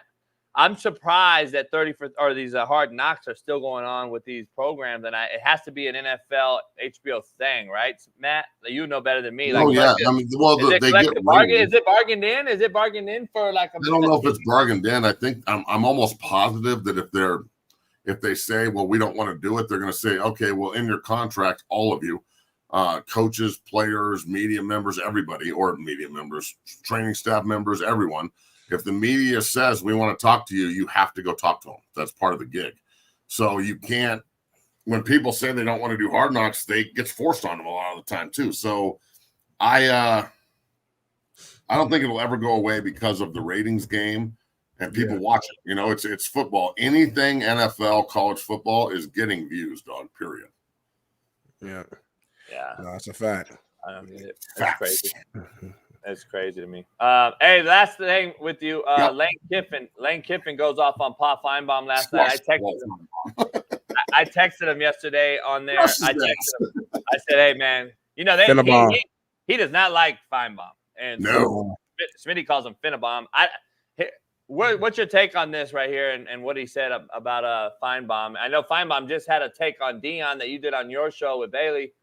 And then he comes out. He's kind of like the new antagonizer, right? Or he's always been. I guess man, he's always been that guy. And this is what he does. And he's SEC. He's the SEC stir potter. I don't know anybody that likes him. I think he's kind of a fucking joke. Like Paul Feinbaum talks shit like Paul Feinbaum did something. Like, and most of the time, like even players don't talk this much shit because we know how hard it is. We know how humbled you can get. Paul Feinbaum just got humbled. Let's see if he changes his tune. Because this is the first time I've ever seen anybody on TV just stand up to him and crush his ass. Like Lane Kiffin, if this was the WWE, Paul Feinbaum just got hit with a chair like over a glass table. Like this motherfucker just got DDT'd. So when he looked at him and said, what is it that you do good? I was like, fuck yeah, Lane. So like that's my thing, is to criticize Lane Kiffin for his journey. That's ridiculous. He was the youngest NFL head coach in history. Obviously, it didn't work with the Raiders, and all he's done is try and improve and get better since then. So Feinbaum just seems like the ultimate hater to me, and he seems like a fucking just absolute slappy. And you know, he can go up there and talk like he is the end all be all because his checks are signed by ESPN. But let's be real, man. I think Paul Feinbaum is just another product of an inflated media. Like he's like the Mel Kiper of college football. Like I don't take Mel Kiper seriously. When he starts talking, I'm like, oh, look at this. It's like joke time now. They're putting Mel the Viper Kiper out here. Let's talk about some prospects, Mel. Like, let's remember Mel's daddy did that, and then Mel got the job. So you know, I look at Mel Kiper and Feinbaum very similar. Like I feel like Feinbaum's just kind of a joke. And go talk that shit, Paul. Go get it done, bro. It's all good. Yeah. Apparently nobody can do shit. Deion Sanders can't do anything. Like it's just a big facade. Lane Kiffin, everybody's just a bum except for Nick Saban. So when you get done slurping Nick Saban, who now is on a boat, you may want to realize that there's more than just the SEC in college football. Matt, you and Bailey are on later on today at 4 o'clock Central. Yes, sir. 4 p.m. 0 to 6 will be up. We'll be on at 6 p.m. Eastern. We'll be rolling. We got a lot to talk about here today. Thanks for this morning, guys. That was awesome. We'll be back on Monday. I'm so excited for fucking football to be back. I don't know what to do with myself. Please, God, get here faster. As long as and I'll tell you, you need to go get NCAA so I can beat the shit out of you, please. Come on, JB. Come on, man. I wouldn't even know what to do. But you're a cold hustler. You always learn. I thought it's just. But I'd rather like build a pool and do backyard cooking, and I'd rather do like grown man shit. If I got to jack off playing video games, I'm fucked. I'm gonna be honest. But if they pay me, we'll talk. Hey, Matt, fuck 2014 NCAA EA Sports. You all owe me money, motherfuckers. But, Matt, we'll see you Monday, and we'll see you later on today on your show. Later, y'all. Later. Real quick, who was it in the chat? I want to address this fucking nobody shitbird. And, yes, I do address nobodies. Travis said, edited JB, so they edited you saying Hitler. Were you there, motherfucker? Yeah, it's called editing. Smitty does it every day. You know what they do? They take a text message, they take out all the real context, and then they make you look like you said Hitler. By the way, that's what the kid called himself, you fucking idiot. But you weren't there. You were sucking your mama's titty at the house while I was actually saving kids' lives. But anyway, moving on amicably, Smitty, loaded show today. We got a lot going on today. Shaun King joined us in about 10 minutes. Shaun King, 10 minutes. Internet's down. No ATMs. Can't get no bread. You're fucked. I'm fucked. Everybody's fucked. I don't know what's going on. I ain't even taking a morning piss this morning. I've been holding my piss for an hour and a half. Yeah. So, yeah. Well, back hurt. Sound like you problem. Brains ain't working. Maybe it's your kidney. That's why you ain't pissed. Maybe it's the kidney, not even your back. Maybe you got kidney. It's my back. Maybe you got kidney failure. Maybe you got kidney failure. I don't wish it on you. I don't wish it on you. I'm just saying you might have kidney failure. I don't know. You're speaking death into me right now. The fact that you even said that's some bullshit, JB. I hate you.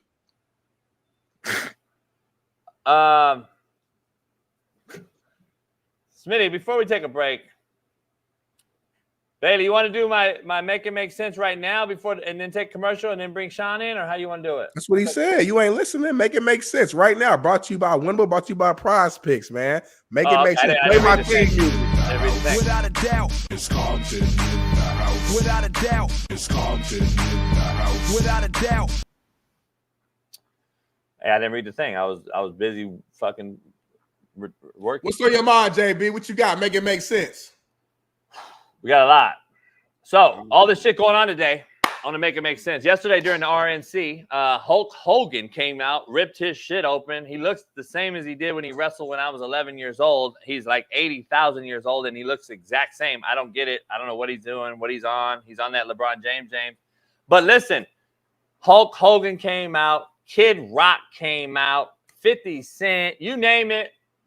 A lot of non-political figures showed up to support Donald Trump yesterday. I don't know about you, but Trump sure seems humbled and seems to be understanding that his near-death experience can possibly be the change America needs moving forward.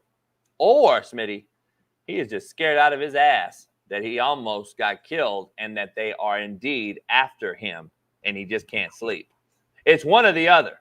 But before the RNC began, the police earlier yesterday confirmed a third shooter.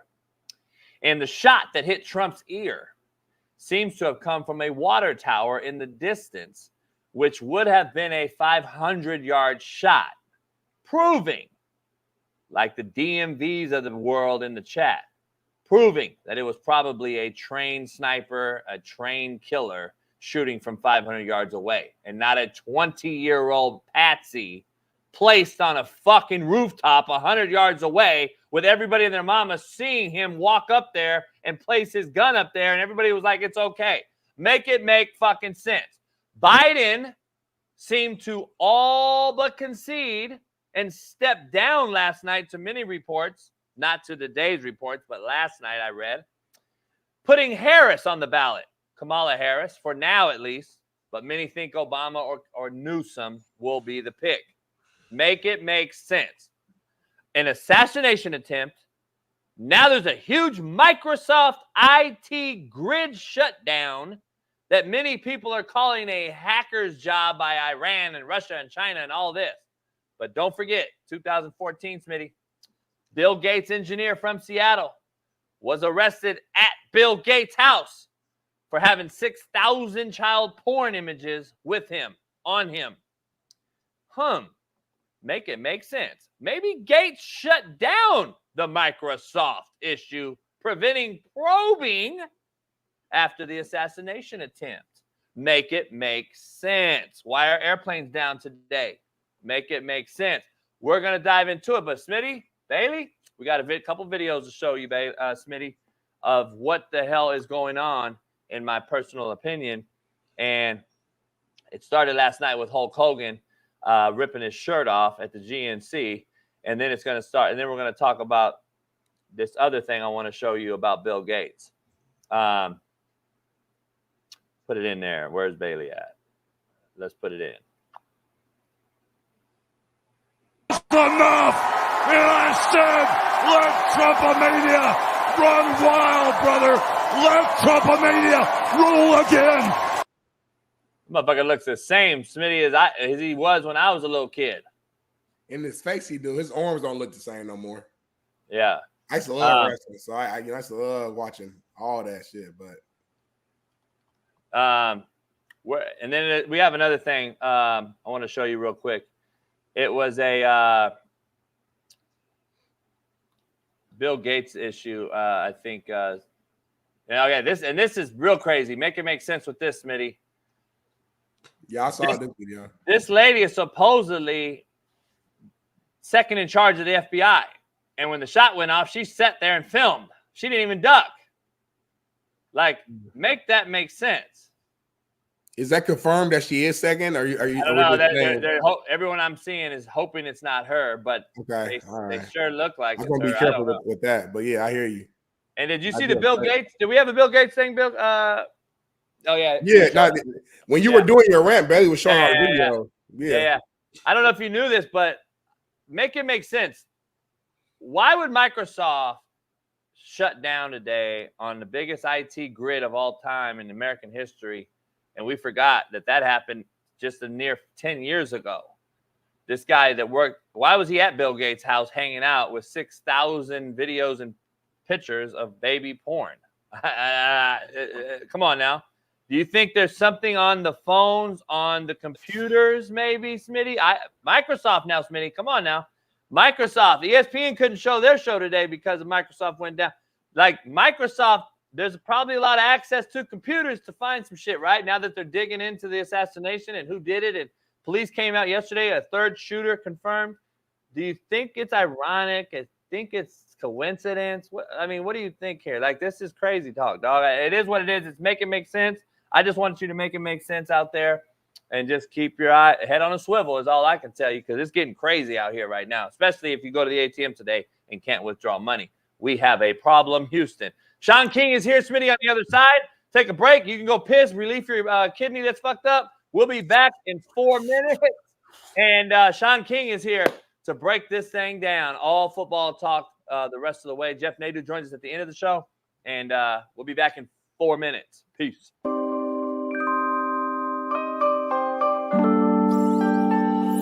Ladies and gentlemen, joining us now is a man who he spoke to every single NCAA college football 2025 team seemingly on the internet.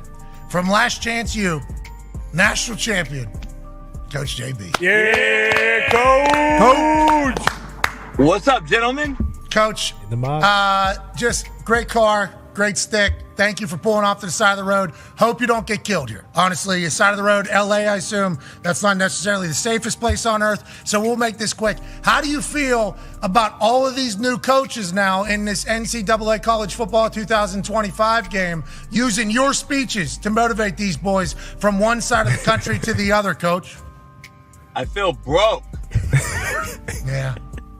Like, it's crazy. Can I get like a royalty or something? Like, Netflix already screwed me. I'm getting screwed by EA Sports now too? Like, holy shit. I hit him up. I reached out to him like, hey, trying to be cordial and nice. I'm a nice guy, you know me. Yeah. And I was like, hey, EA Sports, maybe I can actually be your video guy than to actual do a real video instead of using my name, image, and likeness. Oh shit. And maybe I can get a little piece of the pie, but nah, it's all right. Just keep sharing my 500 million views of it. I don't mean to laugh at you, but obviously you are a hilarious, miserable person, and this is kind of is how it goes. Hey, Pat, I was actually chilling. My back went out yesterday, so I didn't even do my show today. So I just left my chiropractor, and I'm waiting on this damn cigar company to open. They're late, of course. I mean, come on. Shit. Okay, so life is good. Last question for me, because I know the last time we talked to you, you had not watched the Netflix series Last Chance You. You said that. You said, I've not watched it, but obviously you've heard from everybody. Now, do you see some clips that come across your way? You're like, I don't remember saying that. And then all of a sudden, oh, I killed that. And do you judge your clips whenever you see them? You're like, I murdered that one. Nah. A broad came over to the house the other day, and I didn't really want to watch Netflix with her and chill. But she wanted to watch the show. We watched one episode. Okay. And I'm like, I can't watch this. Okay. And she was like, oh my God. I'm like, I don't want to watch this. It was the first scene of the cow scene or whatever. And I'm like, yeah, they only made about $4 billion off my name on this shit. I'm not watching Netflix either. So I'm spiteful right now, Pat. I don't want to watch Netflix. I don't want to watch EA Sports video game.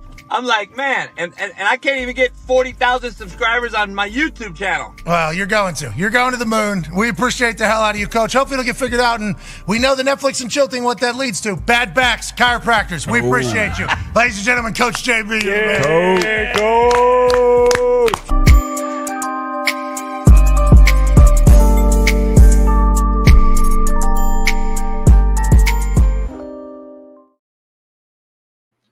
All right. We're in the building.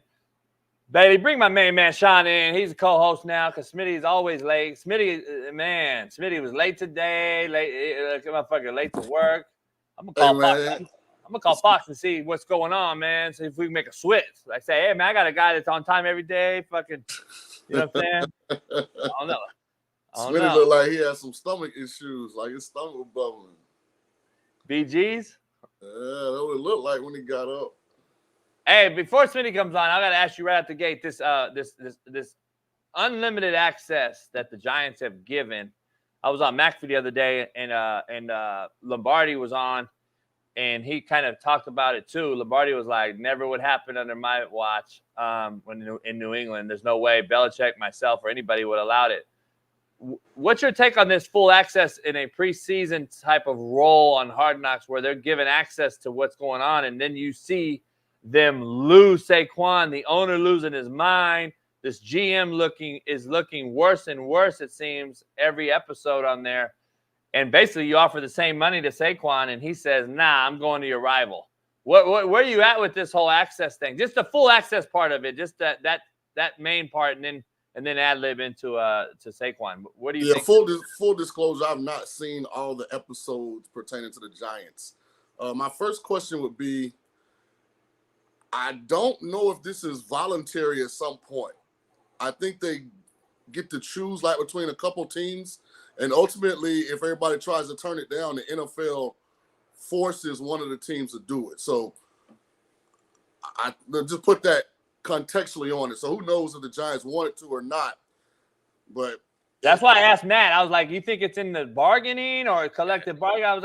I know it's a collectively agreed deal that somebody has to do it. Ironically, the only team that's really looked good and benefited from it, at least in recent history, is the Lions. Like, it turned Dan Campbell into a superstar, and they went on and had success. I remember they did it for Kingsbury midseason with the Cardinals. He got fired. They did it with the Jets preseason. It didn't work out for them. We'll see if it works for the Giants. Yeah, Shaun. I don't. I just don't see the benefit like on a team that's bad. I guess is my point, because to me, here's what I would want, because if I was fortunate enough to be in a position of power in the NFL, especially it'd probably be with an organization that hadn't had recent success, I would want to expose our culture to America, because I think it can benefit you if your shirt's buttoned up and it's operating the way it's supposed to. And that's what you saw with the Lions. With the Giants, it's just the decision making is getting second guessed left and right. You mishandled Saquon Barkley. Saquon Barkley didn't leave because of what happened at the end of this season. He left because of what happened beginning of last season when they went into that whole debacle, and all of a sudden every running back around the league was on a Zoom, and they were like, at some point we got to make a stand. That a lot of things led up to that. It wasn't, all of a sudden I hate the Giants. You're the only person that believes in Daniel Jones like that. And the way he phrased it and the way he put it in the one episode, how am I going to have a $40 million quarterback handing off to a $12 million running back? Like, what does that mean? I disagree with this kid here. This guy in the chat said that the Lions had a coach with charisma. He must not know coaching very well, because Brian Daboll is about as real, number one, charismatic, number two, and players coach, number three, as there is in the NFL. And if you know either one of these guys that I do, and I'm sure Shaun does, Daboll is as good as it gets. I'm just going to straight tell you. Like, he's as good as it gets offensively. He's as good as it gets with the Q, and he's as good as it gets as a head coach as far as being the leader that can control the room. Like, he'll get in your ass. He'll get in a coach's ass, but it might be his downfall too in this particular era. He has a lot of JB in him, or I have a lot of him in me, whatever you want to say, that could get you fired too nowadays in a softer generational played era. I don't know. That's just my opinion. But Daboll's as charismatic as it fucking gets. I don't know if you think he's not. You're crazy. I think the difference is, don't forget, these things are edited.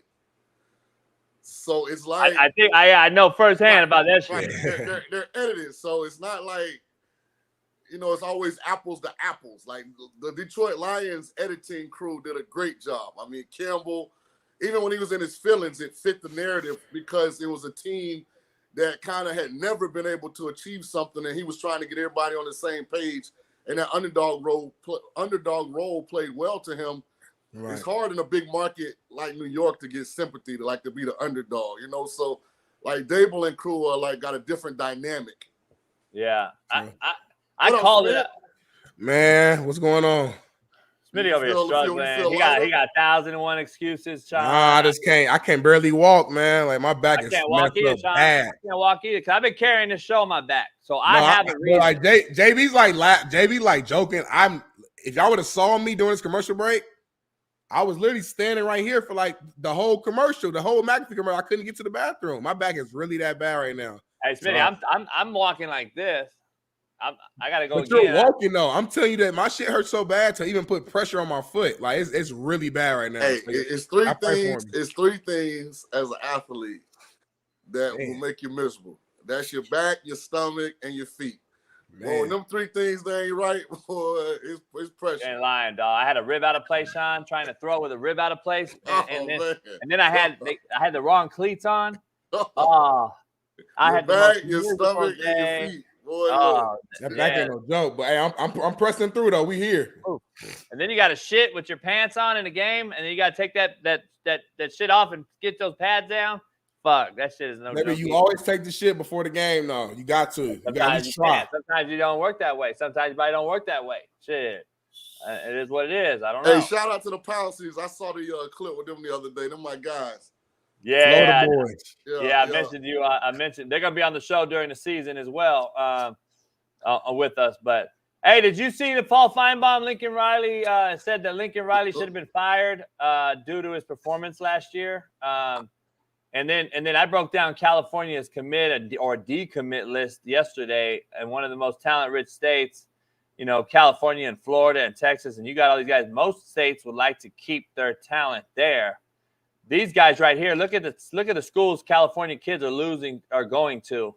Bama, A&M. It's hard to get a Polynesian to leave California, so SC getting him makes sense. But everybody else, Bama, 4 Bama kids. That means you're pretty good. And USC, UCLA, you fuck up. You lost those kids. 3 A&M kids. It just doesn't make sense to me. And so to Paul Feinbaum's point, do you think it should have get off the pot time for Lincoln and SC? I think it's justified. I don't think it's reality. For whatever reason, Lincoln seems to have these golden arches around him, where it doesn't seem to matter what USC does, like, from a win-loss standpoint, I mean, he doesn't really feel any pressure. Right. I mean, outside of Feinbaum, is anybody nationally, like, ridiculed or criticized what Lincoln has done so far at SC? Nobody. Just, you know. When he got hired, I was like, it's a bad hire. He's not a California guy. He doesn't have any ties. He's a Southern guy. Oklahoma was a shit show because of his defense. He's never had a defense. He always hires his boys as DC. He does it at SC, Shaun. SC's defense, worst in the country, top 3, worst in the country. And nobody's really questioned it, to your point. Like, the California high school, you know, people, coaches and shit are, but like, because they've been refused access to practice, which was a Pete Carroll staple. Let the kids in. Let Mater Dei and Bosco and these powerhouses in. How can you shut practice down to your LA community? You're in the hood, Shaun. It's not like you're in Bradenton. You're in the hood, and you're like, let's get these South Central cats in our practices, which was a staple of Pete Carroll and SC when they were at a high. Yeah, it just doesn't make sense. To me, it's kind of like a disconnect, and that's what I don't know why it's not being called out. I'm gonna say this. I don't know if in-state recruiting is as important as it used to be. I mean, it's just a different kid now, JB. Like, these kids don't have like that kind of I'm from California loyalty, I'm from Florida loyalty. And even if they do, they're more exploratory. Like, they want to take it somewhere else. Right. And, you know, it's not like when we grew up, like, man, I'm repping the crib. I ain't going nowhere. It's us against the world. Like, these kids want to get out, man. They got passports, man. Yeah. I mean, they've been to multiple countries by the time so it's just a different kid you're chasing. If I was SC, I would be really trying to put my imprint in Texas and find out where we got cachet in the South and do what everybody else is doing to us. You know, get those elite kids that want to leave those states and come to LA. And, I'd be going north. Be in Hollywood. As a recruiter, I'd be going north. I'd be going to fucking Ohio, Michigan, just because those guys. The weather. Yeah, man. Yeah. Go throw it in there. See what you could do. But then those guys are gonna come out here and be like, "What's up with the taxes here? Why is this shit so high?" Like, I don't know. Right. Hey, Shaun, we had a poll question. I want to get your take as well. Your 4 Mount Rushmore QBs for 2024 season. Give them to us right now. I'll give you some context on who Smitty and I use. Smitty said Josh Allen, Lamar Jackson, Patrick Mahomes, and Burrow. I said, this is just prediction on what we think the season will show. I said Aaron Rodgers, Stafford, CJ Stroud, and Burrow. So, of course, I left Mahomes out. That's just for me trolling. But go ahead. Who's your 4? Well, Mahomes is on every list, regardless of what the context is. I'm going to buy stock in CJ Stroud, too. I'm a CJ Stroud guy. I'm going to buy stock in Stroud. I made it that. Smitty don't have CJ on his list, I don't think. Yeah. This is where it get kind of tricky here.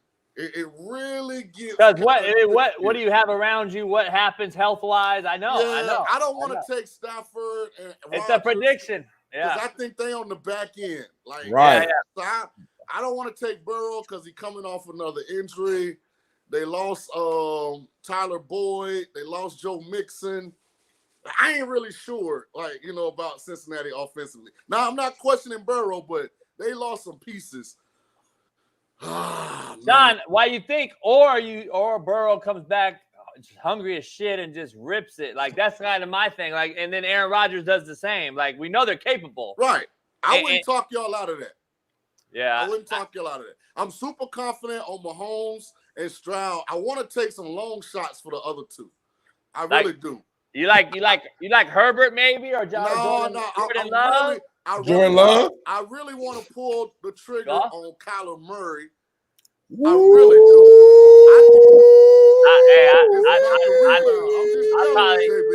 I'll probably lose a few kudo points for you. Like, if you did that, I want some long shots. I hear you. That's equivalent to me putting Daniel Jones in there, in my opinion. No. I'm trying to decide: do I want Kyler or Dak as my veteran long shot? Well, I'm not mad at that. And then I want to take Jaden Daniels as my fourth because I'm a big Jaden Daniels guy. That's the long shot. But Dak or Kyler ain't bad. Yeah. Especially Dak. I'm telling you, JB, all Kyler needed was height. No, he's had height since he was like 12. No, he said height. He's trying to be funny. He's talking about height. Oh, height. He's trying to be funny, yeah. Well, he can't get no taller. I promise you that. Yeah. But with learn Marvin how to read hot. Hey, with Marvin Harrison Jr. there, I love the tight end. Solid run game. I love the head coach. All right, here's what I'm going. I'm going Mahomes, Stroud, Kyler Murray, Jaden Daniels. There you go. I'm projecting. Those are my four for 24. And I almost put Jordan Love in there too.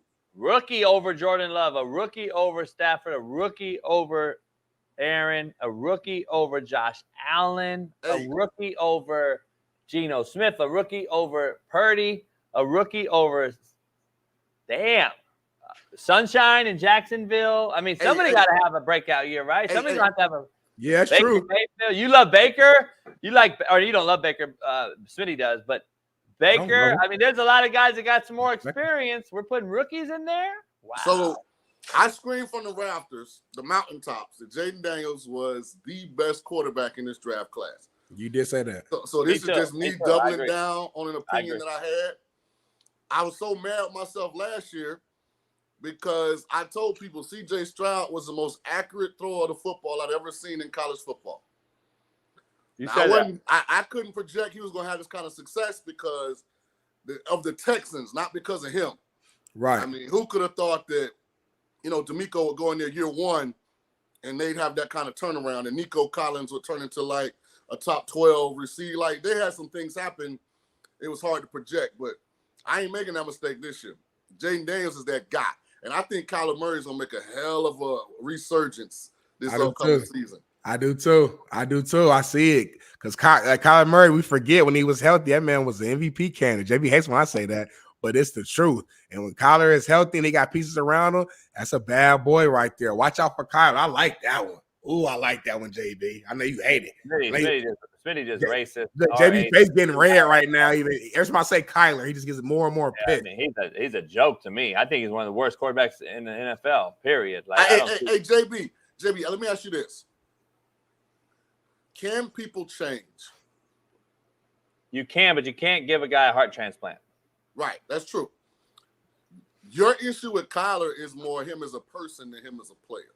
No, I don't care about his person. I don't care because I don't know him. He's not my homeboy, so I don't judge anybody off the court or field. So you don't like Kyler as a talent at quarterback? No, I think he's a running back running around back there.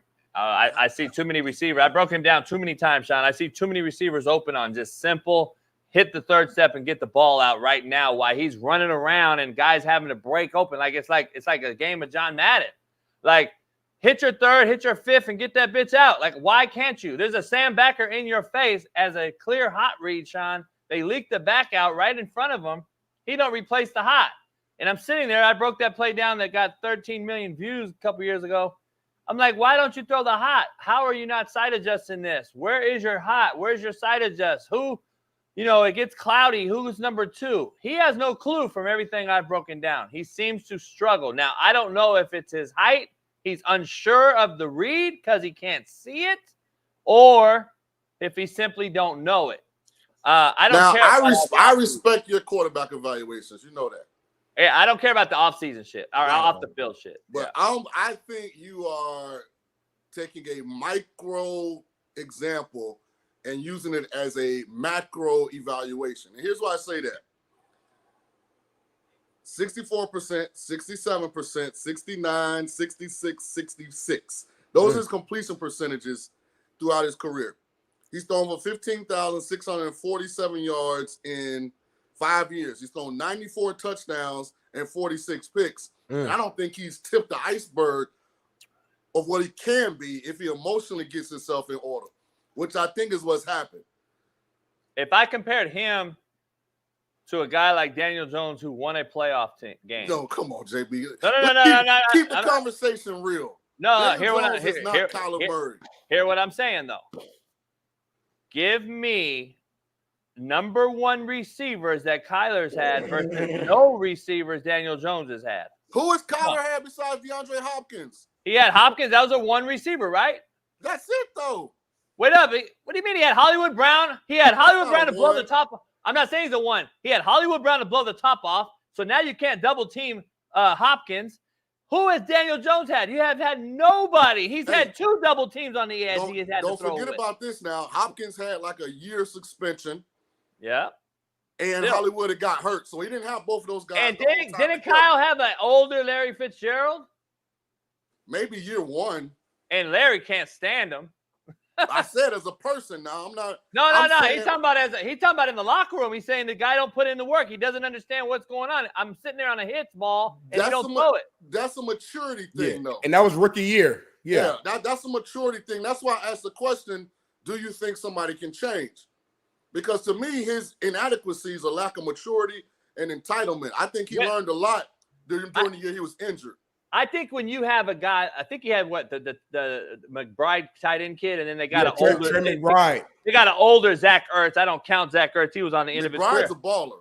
McBride's a baller. But when you're a little guy, Shaun, when you're a little guy, just tell me if you're coaching a quarterback, Shaun, just being honest, and you're getting a guy in the NFL that you're not confident with him reading the green and understanding from hash to hash or number to number what's going on.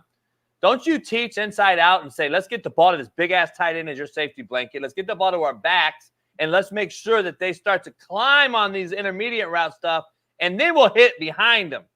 Why can't he seem to do that? And that's just my problem. You say that, but McBride had 81 catches for almost 1,000 yards last year, so he's throwing the ball. That wasn't all through Kyler, though. Kyler was hurt. But that's their number one. That's their number one pass catcher by far. But I would bet that half those balls were from 2 other quarterbacks. And here's what I was saying. Here's why I'm probably not as hard on Kyler as you are. I could tell you the same thing about Lamar and Josh Allen. I say it about those 2 right now. I wish they would be more system-based in how they process it. So, my thing, I'm not going to attack Kyler and then big up Josh and Lamar. But Smitty knows that's the same take I have on Josh Allen, same take I have on Lamar. If they can't do the simple shit, to me, now we're just in awe of their freakish athletic ability, as you and I both agree to. Like we're in awe. The common fan out there is in awe because his DraftKings, he got him 40 draft points on DraftKings, and they're like, oh, he hurdled the guy and blah blah blah blah. Nah, Josh Allen and Lamar missed the simple shit, like you say. Learn how to make a layup first. Like we're skipping all that, and I believe it's not their fault. I believe it starts in college, high school. We've already talked about. But, like, these guys make the casual fan go, oh, when really you and I are sitting there like fucking negative. We're grading them. We're grading them like minus. I guess I'm more lenient on Kyler because I'm a big Kingsbury fan too. But I think him and Kyler together were a terrible match. Yeah. First time head coach, entitled rookie quarterback. Like, they were learning as they went. Right. And so I think Kingsbury's going to do great. That's another reason I'm so high on Jaden Daniels. And I think Kyler's going to do great because I think, was it Jonathan Gannon? Yeah. I think he's instilled a different culture there. I think Kyler's going to flourish. So, we'll see. I think you're right, Shaun. Let's say this clip, say this moment, because I think, we'll know. We'll know here real soon. You know what I'm saying? And I would love to clip this off, and, and have it bookmarked so the world can see it. Because I've been big on Kyler from the beginning. JB and I argue all the time. Again, if I'm wrong, I'm wrong. But from a talent standpoint, it's all there. I'm with JB in terms of like getting the ball on time. I get it. There's things like that you can improve on. But like Shaun just said, a lot of quarterbacks can do that. But at the end of the day, we're seeing quarterbacks have extreme success even without doing that. For being honest, Lamar don't get the ball on time every time. He misses some chip shots. End up in the AFC Championship. Josh Allen ended up in the AFC Championship a couple years ago. Even Mahomes, the guy who we look at as the best quarterback in the league, doesn't always get the layups and runs around and extends plays. And he's the best quarterback in the league right now and one of the all-time greats. So I just think the league has changed a lot. And I do think sometimes these guys will miss out on the layups to try to make the three-point shot. And sometimes they miss. And then we look back like, damn, that was stupid. We should have got the layup. But a lot of times they make the three-point shot and it's huge. And it's like, oh, my God. And that's what makes them special because they can be the Steph Curry and do the step-back three-point shot instead of taking the mid-range too. It's like, damn if you do, damn if you don't. If you miss it now, we're going to judge you because you should have took that layup. But if you make it, it's like, damn, that's what makes you great. Hey, do me a favor, Smitty. When you clip this segment, hey, Bailey, make sure you clip me saying Bronny James is going to be an all-star in a couple years, too. Because my dog is starting to ball. See, that's where we kind of differ. You go back and clip that one, too, Bailey. That's where we differ. Now you're doing that. You're just a LeBron James fan and you're a father, so you appreciate the storyline. So your heart is telling you to say that. There's no data. There's no film. There's nothing logical telling Shaun King that Bronny's going to be an all-star. And I like Bronny, but there's no factual information from high school, college, or NBA so far that's giving you that answer. That's all your heart speaking right now. Hey, Bronny has looked like an NBA player the last 2 games, and he's only 19. So I'm saying by the time he's 21 and he really got his feet under him, just watch. How many players get that long of a runway, though, to, like, figure it out? The whole league. Shit. The whole league. And Patrick Beverly about to go play overseas in China right now for $4 million. What we talking about here? These guys will be kicked out. I know so many guys who are cold in college, got a couple opportunities a rookie year, maybe a few more that second year, and they shipped off to Bangkok to go hoop for the rest of their life. Come on now. Shaun, you know why I disagree with your take on that one real quick while we're off this before we get back to football? Because LeBron will be out the league, and so will he. Hey, you know what's crazy? Nobody's talking about how terrible the number 2 pick in the draft. No, I did. They are talking about it. It's all over. Yeah, I did. He was like 0 for 15 last game. It was horrible. But you know what I say, Shaun? American sports are shitty. That's why. It doesn't matter who's a pick. The fucking sports are bad right now. These players aren't who they used to be. Hey, JB, go ahead and you can ask Jeff this when he comes on later. Maybe I'll ask him. I'll stay on from the beginning. I'm going to put a little bit on Reed Shepherd to be NBA Rookie of the Year. Reed Shepherd looked like the real deal. Baller. He's got it. Like, he's NBA ready. They might not need Chris Paul. He's better than Chris Paul right now as we speak, I think. Yeah. Spurs signed Chris Paul. Oh, you're saying right now the version of Chris Paul today. Okay, yes. I need some clarity on that. Okay. Yes. I'm talking about as we sit here in July of 2024. I'm with you on that. I can see that. Let's transition to some college real quick before I go back to the NFL, because I got to ask you another Lamar thing that's going on. Actually, let's start right with that. I led the show off with this. Smitty and I didn't get to debate it. Lamar Jackson suing Troy Aikman for number 8 rights, for merch and sales and stuff. I have a problem with it because these young cats, to me, continue to just go down the same path of, like, no respect for the forefathers, no respect for this and that. Get your bag, but there's other ways. You're going to go after a legendary guy that won 3 Super Bowls. How about you get 4 Super Bowls and then I'll give it to you? Like, that's a choice to tell him. I don't think I need some context on this. So. Right. I'll give it to you right now. I'll read it. I'll read it. What's going on? So basically, Lamar's and his lawyer are challenging Troy Aikman's use of their shared number 8, which is the spelling EIGHT in U.S. Patent and Trademark Office, according to federal records, because Jackson, who has applied for several trademarks using the number in various phrases, says that Aikman's attempt to use 8, which he's used forever, on bags, soft drinks, his stuff, is likely to cause confusion or cause mistake to deceive the purchasing public from buying Lamar's stuff versus what Aikman owns.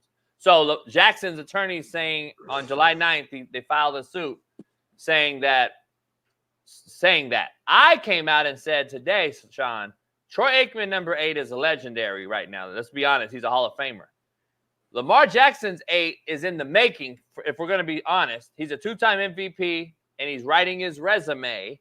You and I both agree. I think he's building towards, we don't agree he's a Hall of Famer right now. So I don't give a shit about your bag chasing, but if I'm Troy Aikman, he has a legacy and a legend to defend and live on forever as he's in the booth now calling games. I trademarked it first. That's how this works. That's why trademarks exist. I have slapstick trademarks. Lamar, you got to live with it or go win some big Super Bowls, dog. I just don't get the lawsuit thing from these younger cats. That's kind of the whole context. I mean, this is more of an American problem. This is a Lamar Jackson problem. Like, how we live in a country where somebody can trademark the number 8? Right. I mean, they came. Remember your boy LeBron tried to Taco Tuesday, homie. He tried to. Come on, man. I mean, they came up with 1, 2, 3, 4, 5, 6, 7, 8, 9, 10 before football was ever invented. I mean, so what you telling Steve Young he can't use 8 when it's spelled out properly, or Archie Manning, or Mark Brunell? DMV, you don't know about it. Come on, man. It's a bunch of quarterbacks. But look, it's not 8 the number. It's 8 spelling. Right. That's what I'm still. Just come on. And by the way, DMV, come on, homie. You from the East Coast? You don't. MC8 don't spell his name. MC8 don't spell his name like that. MC8 leaves the G out because the G ain't in him. Yeah. So let me ask you. This is bogus on both sides. First of all, Aikman. Well, Troy Aikman ain't done that. Troy Aikman's just sitting back, Shaun. Troy Aikman's just sitting back. He don't know nothing. He's getting sued. That's like me suing you. It ain't on him. So I'm blaming America, first of all, because Troy Aikman shouldn't be able to trademark 8, period. Secondly, I don't blame see, Lamar I disagree because I'm like Smitty on this one. Two things can be true. If you allow the market to be what it is and you're paying these dudes what you want to pay them, then you can trademark if it's allowed. Trademark it. Right. I'm not blaming Troy Aikman. I'm blaming America. I'm saying it's an American issue. Troy just took advantage of a loophole he found. And Lamar is saying, I'm trying to do these big 7-figure deals. And one of the issues, one of the sticking points is the fact that Troy Aikman has this already trademarked. So I don't have a problem with Lamar doing either. Yeah. Well, I mean, the problem is, though, that one guy already had it. You got to move on. You got to do something else. I mean, so Steve Young didn't exist? No, but he didn't trademark 8. That's why trademarking the number is ridiculous. It's actually the spelling, though. It's not the number. That's the difference. There's a huge difference because I know about trademark because I had to do this with Slapdick, and I know Smitty may have done some things. Trademarking is real crazy. It's kind of like finicky when it comes to like certain terms, certain words. Like you can. So Slapdick, the way I got it, because I used it as one word, not 2 words plural. I used it one word singular. So like, if you spell out 8, there's a loophole in there saying, okay, well, we know the number 8 can't be used. Let's spell out 8. And then I think when he was young, though, if I'm not mistaken, because I used to go to Aikman's camps, he used to call him Troy Aikman. Remember? Coming out of Oklahoma. It was Troy Aikman. So let's be honest. He's been using 8 for a long time, dog. Hey, that's the problem I got. Hey. To the people in the chat, they brought up a good point. So Vanessa can't use 8 for Kobe. I mean, but he was 24. He was 8. Yeah, but 8 times 8 plus 8 plus 8 is 24. I don't have a problem with Lamar to answer your question. I don't have a problem with Lamar. I don't have a problem. I don't have a problem with it either. Yeah. I don't have a problem. The only problem I see being is the fact that one guy had it already, and to me it's kind of like a little immature on, hey man, move on. How about you do LJ8 or something else? Like he's already done something, you know what I mean? Like he has his own thing. This is my thing though, Smitty. This is why I don't have the utmost respect for these younger generational kids. I wouldn't want to use 8, Smitty. That's my whole point. I wouldn't want to use what this dude's in the Hall of Fame using for. I would have had my own legacy and create my own shit.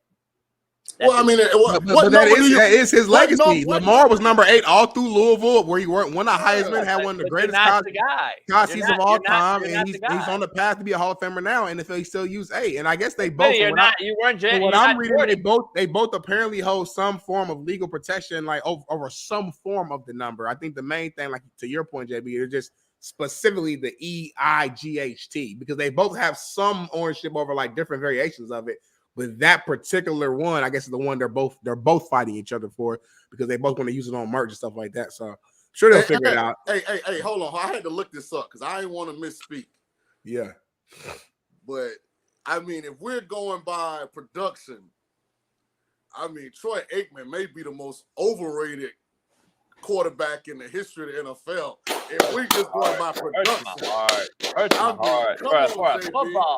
For a football savant. Shaun, I'm going to walk off and let y'all two debate, because I've said this so many times, but when I said I'm a young head who don't know football and I don't know quarterback, but now Shaun King, a guy who played at the highest level, played for the Bucks, played in college, you just said the same thing. So I'm going to slide off to the left because I don't know anything, Shaun, Court, and JB. I don't know quarterback play. I didn't play in the NFL, but you played at the high position more than me and JB. So I'm going to slide over and let y'all two talk for a little while. Listen. I got the highest respect for Troy Aikman.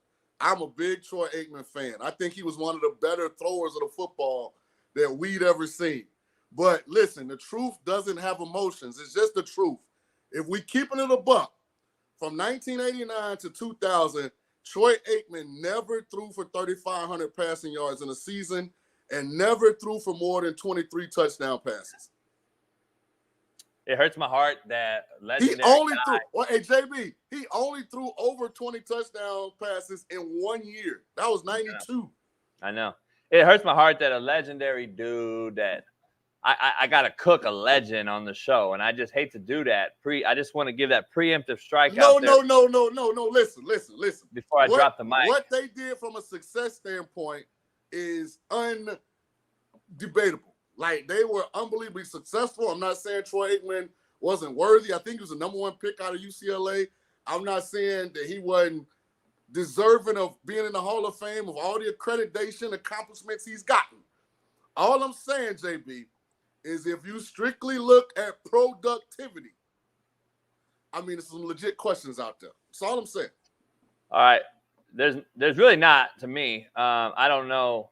You and Matt Minczm, boy, it's crazy. I don't get it. But I don't even know why I got to do this. I don't know why I got to do this. This man played with the leading rusher in NFL history, right? He did. Shout out to Emmett. All right. Or Zone, as we call it. We're just going to start right there. One of my good friends growing up, Larry Allen, and they got Eric Williams, and Tuanay, and Newton, and Hall of Fame O-line, right? Novacek at tight end. And then we're going to talk about Irvin and Harper. And then we're going to go outside to Irvin and Harper. And if you go watch any practice as a kid and watch them and you know quarterback play, you know that Troy Aikman was single-handedly the most accurate passer of all time. The ball didn't hit the turf over weeks and weeks at time at practice. That's what everyone said. The ball didn't hit the ground. Career completion percentage of only 61.5. And he also has the least attempts of any Hall of Fame quarterback.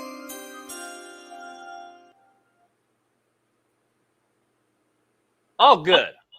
Perfect time. Fucking thank you, Bailey. Because Jeff's going to rip me for fucking this. Here's the thing. Keep going, JB. I hate to assassinate. I want to use that word. Shit. The truth doesn't have emotions. JB, finish. I want to know where you going with it, because right now, to me, you're proving our point that he had a loaded roster around him, and of course, I mean, so he should have performed a bit more. Let me teach you, youngsters. Keep going. That's my point. Why would you have to throw the fucking ball 50 times a game? Why? They ran 21 personnel. They ran ISO and power 30 times a football game. Shaun knows this, and he is the most accurate ball passer. Does it mean that he had 4 wideouts out there and threw the ball 60 times? By the way, Troy Aikman played in an era where he used to get hit in the fucking face with a helmet. And guess what? He had to get up and throw the ball. Guess what? Receivers had to get done. Receivers used to be able to get rerouted and hit over the middle and get their heads knocked off on dig route. Yep. Guess what? Troy Aikman did. Avoided most of that shit. Joe Montana played during that era too. By the way, he played when he had to get hit. Can we all also admit that if Jerry Jones doesn't fuck over and get egotistical, that Jimmy Johnson stays and Cowboys win another 3 Super Bowls? Let's just keep it real, all the way funky. Shit, who's gonna stop him? Barry Switzer won another one, Smitty, and he didn't even know what he was doing. All right, JB. So just think about how loaded that team was, Shaun. You know how loaded that team was. JB, hear me out. Hear me out for a second here, okay? Because first of all, I'm a big Troy Aikman fan. I don't want anybody to get this misconstrued. But again, the truth doesn't have emotions. Okay, before you say this, though, and I'm going to ask you this before you ask Jeff your question before you get out of here. Don't forget, Shaun. Would you take Troy Aikman on Baltimore or that Cowboy team over Lamar Jackson? That's all I want to know, and you know damn well who you take. So stop. So I'm not comparing Troy Aikman football to Lamar Jackson football. Here's what I'm saying. You just compare stats, though. No. Well, it's a loaded question. It's a different scheme. I need more information, but go ahead, Shaun. So, Nadu, hear me out. Aikman played from 89 to 2000. JB brought up attempts. He had 4,715 attempts. Yep. Steve Young played from 85 to 99. He had 4,149 attempts. So he had almost 600 less. Hold on. You can't. No, let him go. Let him go. Let him cook. Let him cook. I'm not gonna get done. I'm not gonna get done. I'm a football savant too. That motherfucker backed up Joe Montana for 6 of those damn years. He didn't have those damn throws. What are you talking about? It's no comparison. Hey, no. We're talking about career attempts. All right. Steve Young threw for over 3,500 yards 1, 2, 3 times. He threw for over 23 touchdowns 1, 2, 3, 4 times with a couple 30-plus. Aikman never threw for 3,500 yards in a season, they do, and he only threw for over 20 touchdown passes once when he threw for 23. Didn't have so to the point, this whole argument started because Lamar Jackson is suing Troy Aikman because Troy Aikman has trademarked the actual spelling of the number 8. Well, yeah, they're battling over that. Right. I guess apparently they both own some form of ownership of the number, but they're battling over this particular spelling of it. And Shaun, real quick, can you throw some of the interceptions though? I'm curious about the picks on that side for Troy Aikman. Do you have that this kind of ready for you as well? We might as well kind of list everything out. Be careful what you guys ask. Be careful what you ask for, Smitty, because I'm just gonna cook you. I'm just asking. Hey, no, you're not. You're asking because you think you're smart, and I'm gonna. No, I don't. I'm just asking. Hey, Steve Young threw 232 career touchdowns, 107 interceptions. Troy Aikman threw 165 career touchdowns, 141 interceptions. Okay, I'm done. I'll rest my case. But that's not that you're gonna get cooked on that case. See, that's what you don't get. You're too young to talk to me about this, dog. I'm not talking. I'm letting Shaun talk. I didn't say Shaun, don't spit in my face. This is what happened with JB. When JB's running out of ammo, he aimed at me as the young dumb kid. I'm not talking. This is Shaun King, NFL quarterback. Hey, Shaun, old heads like you and I, one thing we don't like, insulting our intelligence. Don't fucking piss on me and tell me it's rain, motherfucker. Here's the bottom line. Let me tell you something about 141. And Shaun, if you and I are in 21 personnel our whole career, and we got to play action to Emmitt Smith our whole career, how many of those 141 picks you think were either tip, batted, or drop balls? Oh, my damn. Let's watch the games. Damn. Stop looking at stat lines. Oh, my damn. We have never counted tips and all this shit. We are making so many excuses. Hold on, though. You're talking about 10 personnel versus 21, Smitty. You understand the difference in quarterback play and the windows that opportunity occurs? Do you have a clue what you're talking about? Like, come on, man. This is a whole nother generation. Hey, Jeff, we need just a tiebreaker, Jeff.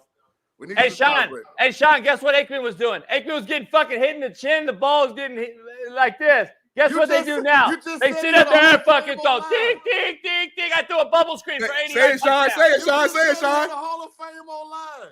They paved the way for the all-time NFL all-time rushing league leader.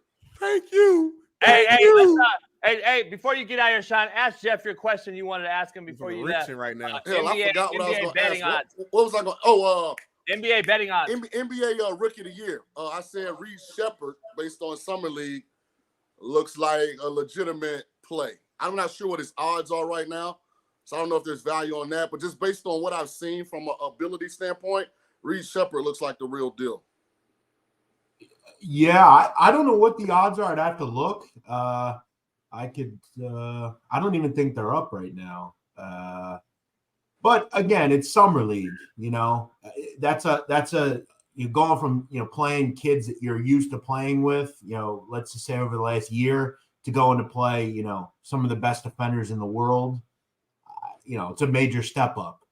But yeah, listen, there's a reason he was a top 3 pick. I didn't know if it would take, like, he did really well. He had like an unbelievable year last year in college. I didn't know if it would translate to the NBA, but yeah, I compared him to Kirk Heinrich, a type of player like that. I think he'll have a really good career in the NBA. Will he be, Luka Doncic? I don't know. But again, it's summer league. Well, hell, in the NBA draft, we just hoping that you is Derek White. Like, that's right. A win. Good role player, hustle, shoot some threes. Hey, Shaun, where you at with the nail painter? Because he's in Philly with Jeff. Hey, McCain balling. I told you on draft night, McCain's a baller. He is hooping though. Where's he at? Is he got a shot at it? Number 2. I just don't know minutes wise if he's gonna start in Philly because he's a wing player. Yeah, they got Maxey, Paul and George, Maxey and George, and I don't know if they're gonna go with that small of a lineup, but we'll see. Whereas I think Reed's gonna start for San Antonio. I know they got Chris Paul, but I still think Reed's gonna end up being the starting guy. Hey, before you get out of here, though, appreciate that you're coming on this week. We're getting closer to NFL season. How many swing routes did Troy Aikman throw, you think, or bubbles? So before I go, here's what I don't get. You're acting like the Cowboys and the Niners makeup was drastically different. Like the Cowboys had Brent Jones at tight end, Roger Craig at running back, William Floyd at fullback. You mean a pass-catching running back, receiver? Jerry Rice, and what was it, John Taylor's on the other side of Jerry Rice? You mean the all-time pass-catching running back of all time, Roger Craig? Why was he all-time pass-catching, though? But the West Coast system is not because Emmitt Smith couldn't catch a cold. Emmitt Smith didn't get catches out the backfield. But the West Coast system isn't a volume like high yardage passing system. It's a dink and dunk. But it was you're comparing Ernie Zampese from running true 21 ISO and power and play action to Bill Walsh, which was true West Coast 21 personnel stuff. And look at that hit. You think a guy can hit and do that now? Get the fuck out of here. You think Lamar Jackson could do that? You think Mahomes could do that? Troy Aikman to Lamar Jackson. I'm not doing here with that shit. All I'm saying is this, though, JB. Let's say everything you said is right and true. All right, cool. You're making all these reasons as to why his stats are the way they are. Cool. That's all fair and just.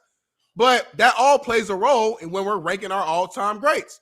And I think it's fair to say, based upon his situation that he was in, he did not have to do as much as some of these other greats did because their teams weren't as good. They didn't have as many Hall of Famers around them. So that should play a role in how we rank Troy Aikman. Now, if we're saying that we believe if he was on a shitty team, he would have way bigger numbers, more touchdowns. All right, cool. We can say that.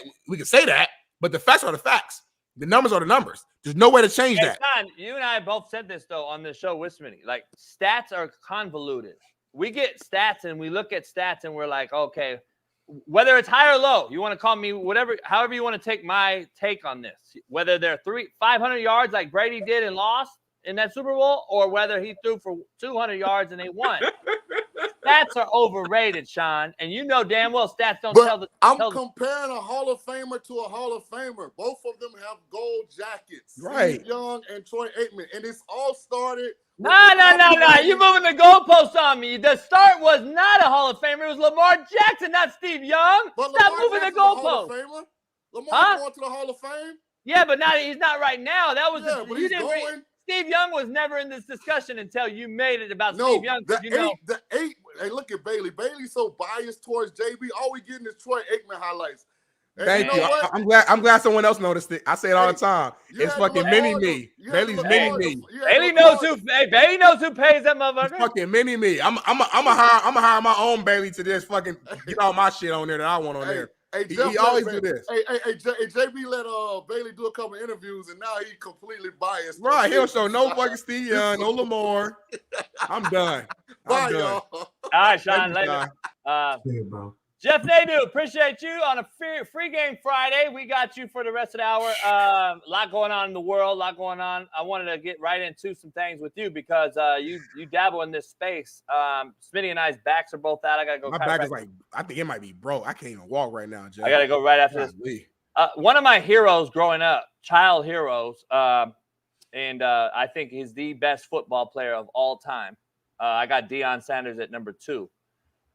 Lawrence Taylor is in the news. If you haven't seen this, break this down legality-wise and why this happened, and why you have to do this state to state. You have to basically report, right? You have to report if you've had an incident in another state in this country. It blows my mind right now because we have all these illegals in here right now doing exactly this. And how many times they're offending people, we don't even know. But why do we have to do this still? I know why, and I'm not defending not why. Because Lawrence Taylor is a scumbag child molester who is no different than anyone else. And he's not. Oh, yeah, I get that. Yeah. I said it completely wrong. You did. No, I think he should report is what I'm saying. I just wanted Jeff to break down why they have to. Yeah, I got you. Yeah. Well, because he's under the, he's not on probation or parole, but he's essentially, a ward of the state, and he has to be looked after because he can't behave like he's supposed to. So eventually you got to be put under certain conditions, and they need to know, a lot about you. They need to know every tattoo you have. They need to know anytime you leave your house. You have to make sure you don't live near schools, things of that nature. Now, I will say this. I think Megan's law, right? Megan's law? Yeah. I think this law is, and before I say, I don't want to say it's outdated, but there are certain people that are on this list that are far different than Lawrence Taylor, right? For instance, if you're an 18-year-old man and you have a girlfriend that's 17, you could be put on the same list as someone who, R words little babies. It's a little, to me, it's a little different. Now, in this case, Lawrence Taylor is a grown man and he's hooking up allegedly with a 16-year-old girl. But yeah, I guess he moved or something or left and he didn't report. This is like jumping bail or whatever. And I guess they threw a warrant out for him and he was caught up with. What's that jail time look like? I'm not sure. I don't know. I mean, I believe it varies from state to state. I guess according to his lawyer, it's all a big misunderstanding, and I guess maybe the right person wasn't contacted. I don't know. Let me ask you this. I look at this and we give so many people passes, and then we castrate so many others.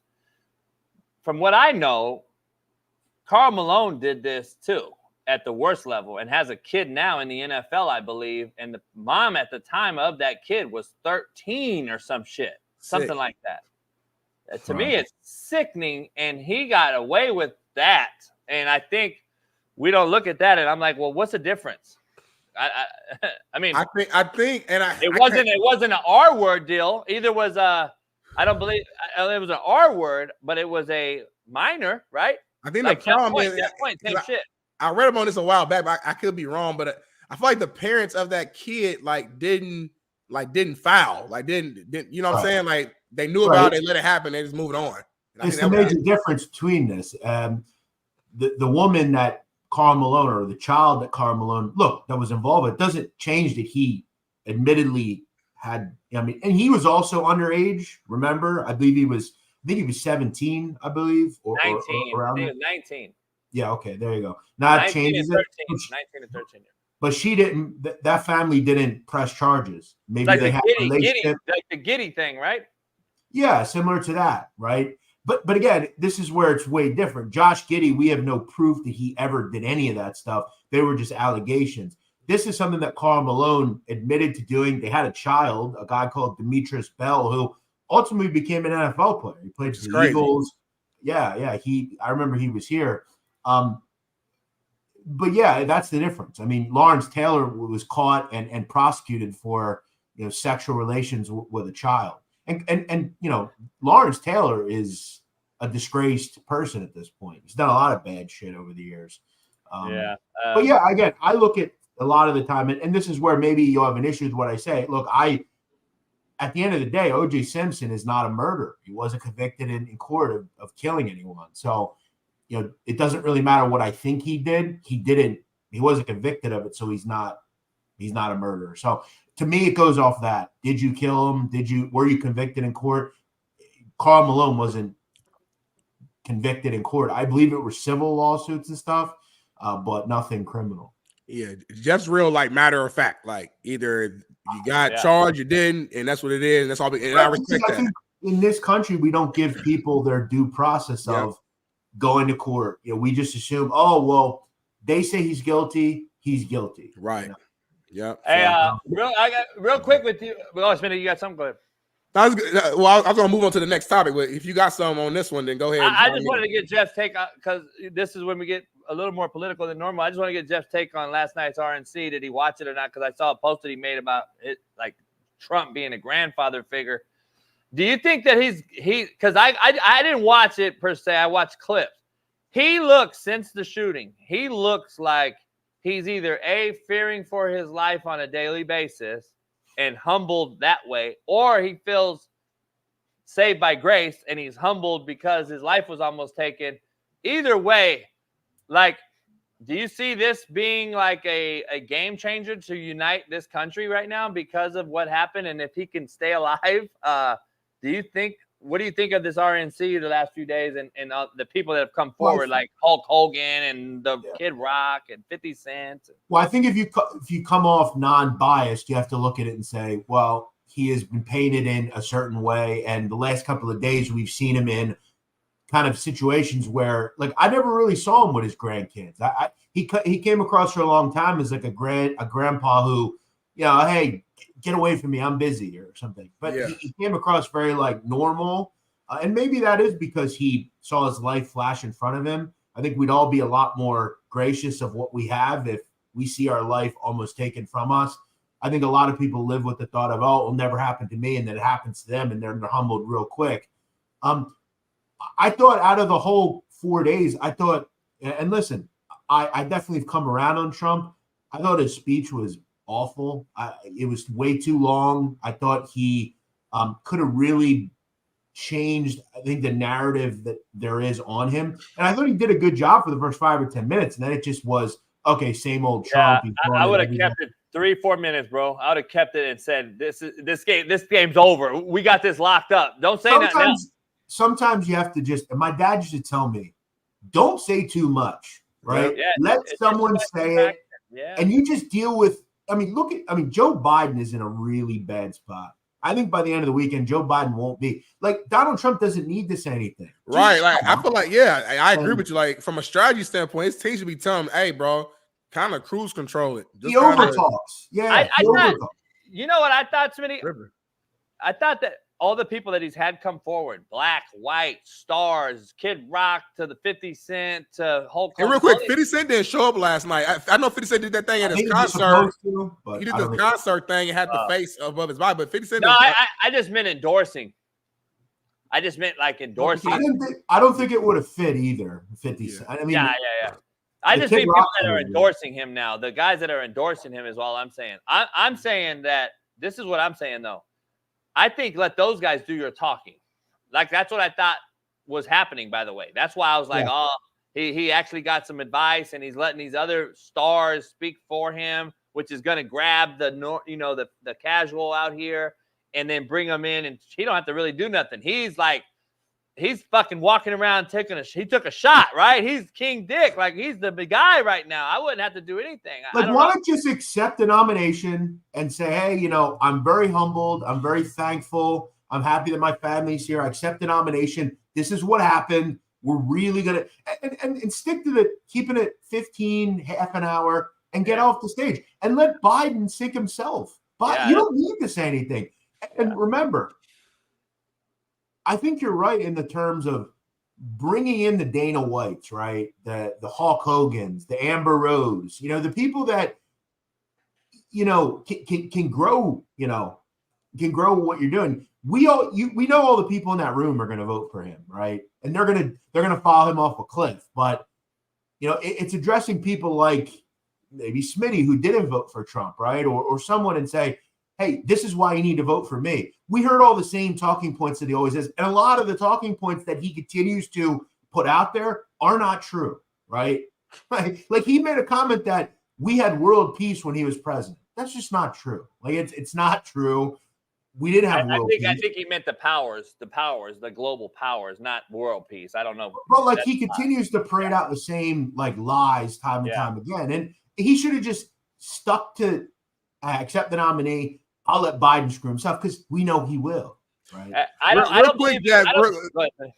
To that point, and again, this is me speaking from a position of ignorance, which I always admit that when it comes to politics, I'm fucking bottom of the fucking totem pole. So I'm asking from an educational standpoint. The people always say Trump is just lying. He's a liar. He lied. So, like, what are some other examples? Just from my curiosity, what are some other examples of, like, clear cut lies that we're saying he's doing? Because my problem is I'm trying to listen to both sides so I can make a logical decision. But it's like, you don't know. I don't know who's lying, who's telling the truth. If Biden's just saying shit, if Trump's just saying shit. So it's just, I'm just listening to two sides. Well, everything sounds good. Of course, it sounds good. Smitty, don't trust him ever. I don't trust him ever. No, but Trump lied a lot. Like, he lies a lot. I mean, but Coach is right. Every politician lies. But you can't say you had world peace when I believe there were 50 armed conflicts going on in America or in the world when Trump was president. So, look, is it less dangerous when he was president? Yeah, but you can't just say, I had world peace and I was the greatest. But it's hard to believe anything because, as Coach has said, every politician lies. Hey, and be honest, he just does it more. I endorse Trump because I don't support what's current. And that is why. No. It doesn't mean I'm voting. It just means I'm not accepting what's going on now. And he doesn't also remember, he doesn't lie like egregiously all the time. Like he exaggerates. I exaggerate all the time. Exactly. He'll say like, oh, grocery prices are up 60%, I think he said. When in terms it was only like 20%. So he'll say like, someone will say, I killed 2 people. Well, actually it's like 12 and I did this and I did. But this is the brass tacks of this whole thing. Like when we talk about like picking the lesser of 2 evils or however you want to use the term, I do know that my bank account was fatter. I do know that gas prices were lower. And I do know that groceries were lower. And I do know I could move around a lot more freely. But that's what I'm trying to say. We don't need Trump to tell us that. We all know that. And that's what it's going to come down to in this election. People are going to say to myself, okay, what's my life like now? Normal people. People that live, amongst us. Okay, I'm making more money back then. I got more money in my bank account back then. My 401k looks better. My gas isn't expensive as it is now. And that's always going to come down to who's in office. And I'll tell you, and I think anyone would tell you, we had better lives when Trump was in office. That's just the truth. That's my point. And he does exaggerate grossly. I think that's. And you know what, Pat? But here's my takeaway.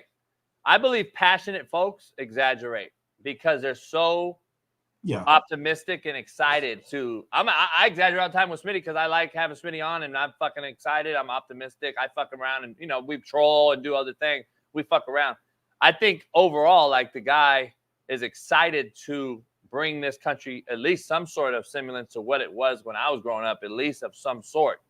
This morning we wake up, Jeff, to a whole nother bag of worms. It seems like I don't believe in coincidences when it comes to politics. I don't believe there is such a thing. I think it's all planned, calculated, and it's on an agenda years prior to what we're seeing right now. Coach, hold on one second. One thing I don't understand about politicians, particularly Trump, is the way they do things. So, for instance, there are certain groups of people that are not particularly Trump backers, right? So, like, why aren't we educating, let's say a Smitty? Like, why aren't we educating him on what Trump did actually do? So, like, for instance, if I'm Trump, I would go to locations, high crime areas, right? A lot of African Americans, to say, one of the most sweeping legislations I ever did was the First Step Act. And I would bring 5 people on stage that got out of prison for nonviolent drug offenses because of my legislation. That directly connects to those folks, right? It always seems like he has to exaggerate everything. Why don't you just come down to brass tacks and say, this is what I did. This is what I hope to do. He delivers. He doesn't always deliver. Like some of the stuff he said he was going to deliver on, all due respect to him, there is no possible. Like he had a guest on that claimed that they're going to go to Mexico and eliminate cartels. That's not going to happen.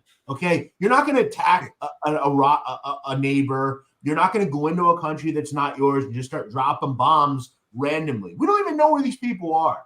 You're not going to. Yeah. Some of this stuff is just, it's weird. Here's what I think. I think he talks in big picture things like that means to him in his mind. I'm just speaking opinion. He means shut the border down. Stop this. Stop that.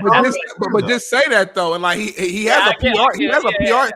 Because the just point is like he's hurting himself. People like me who's like on the fence, and I've been straightforward. I say I don't know who I'm voting for yet. Just being honest, when I'm trying to make a decision, I'm like, fuck. It's like tell me like to just point. Tell me what it is. Yeah, but to me it's simple though. I've taken exaggerator. You it's simple because you already make a decision. I'm saying somebody's on the fence is not simple. I'm just saying if I was gray area down to brass tacks to Smitty, I'm down to level 1 and I don't know shit about politics and I don't want to, and I'm 30 years old. Yeah, I look at it like this. If I'm as smart as you are, Smitty, you're a smart fucking person. I appreciate you. I will take a fucking exaggerator over a motherfucking liar, which the liberals have been doing for the last 4 years at an all-time clip.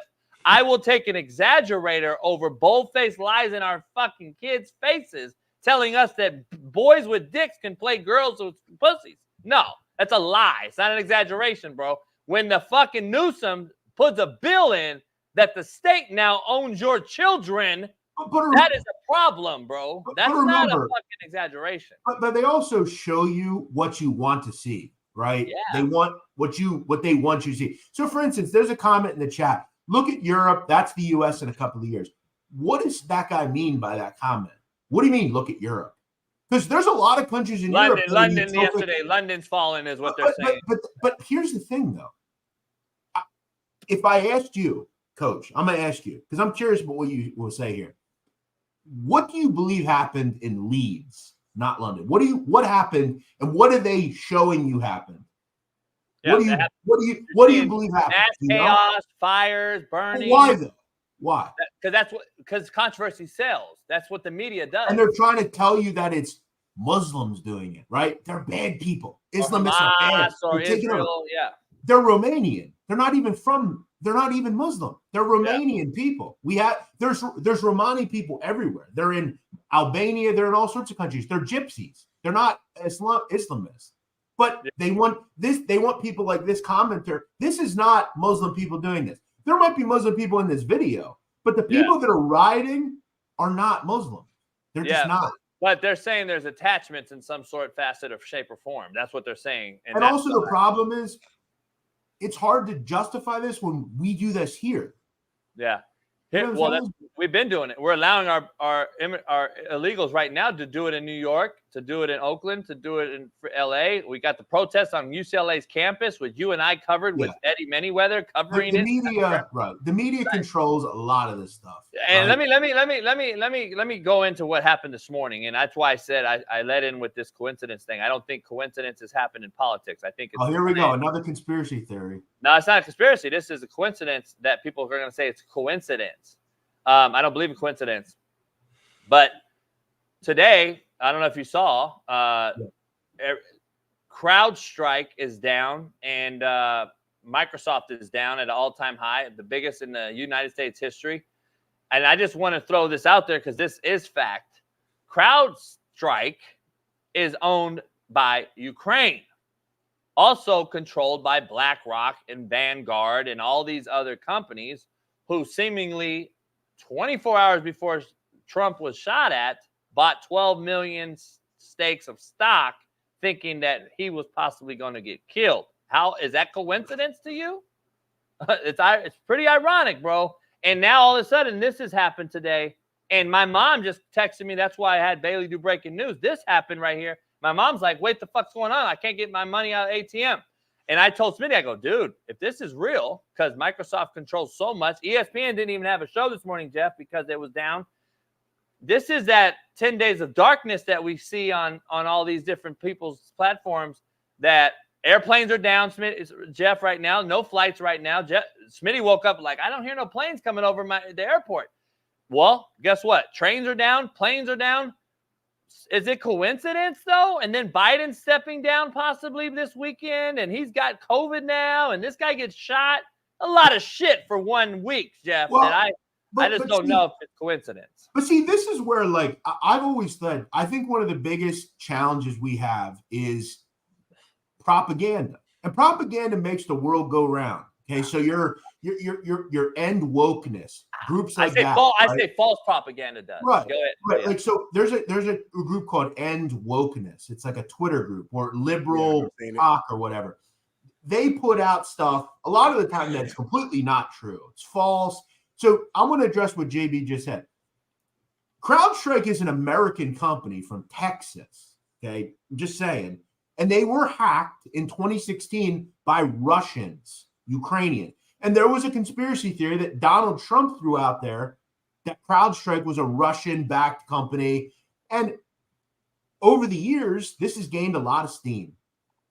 And now it's a talking point that, it's a conspiracy. It's a Russian company. And, it's a company from Austin, Texas.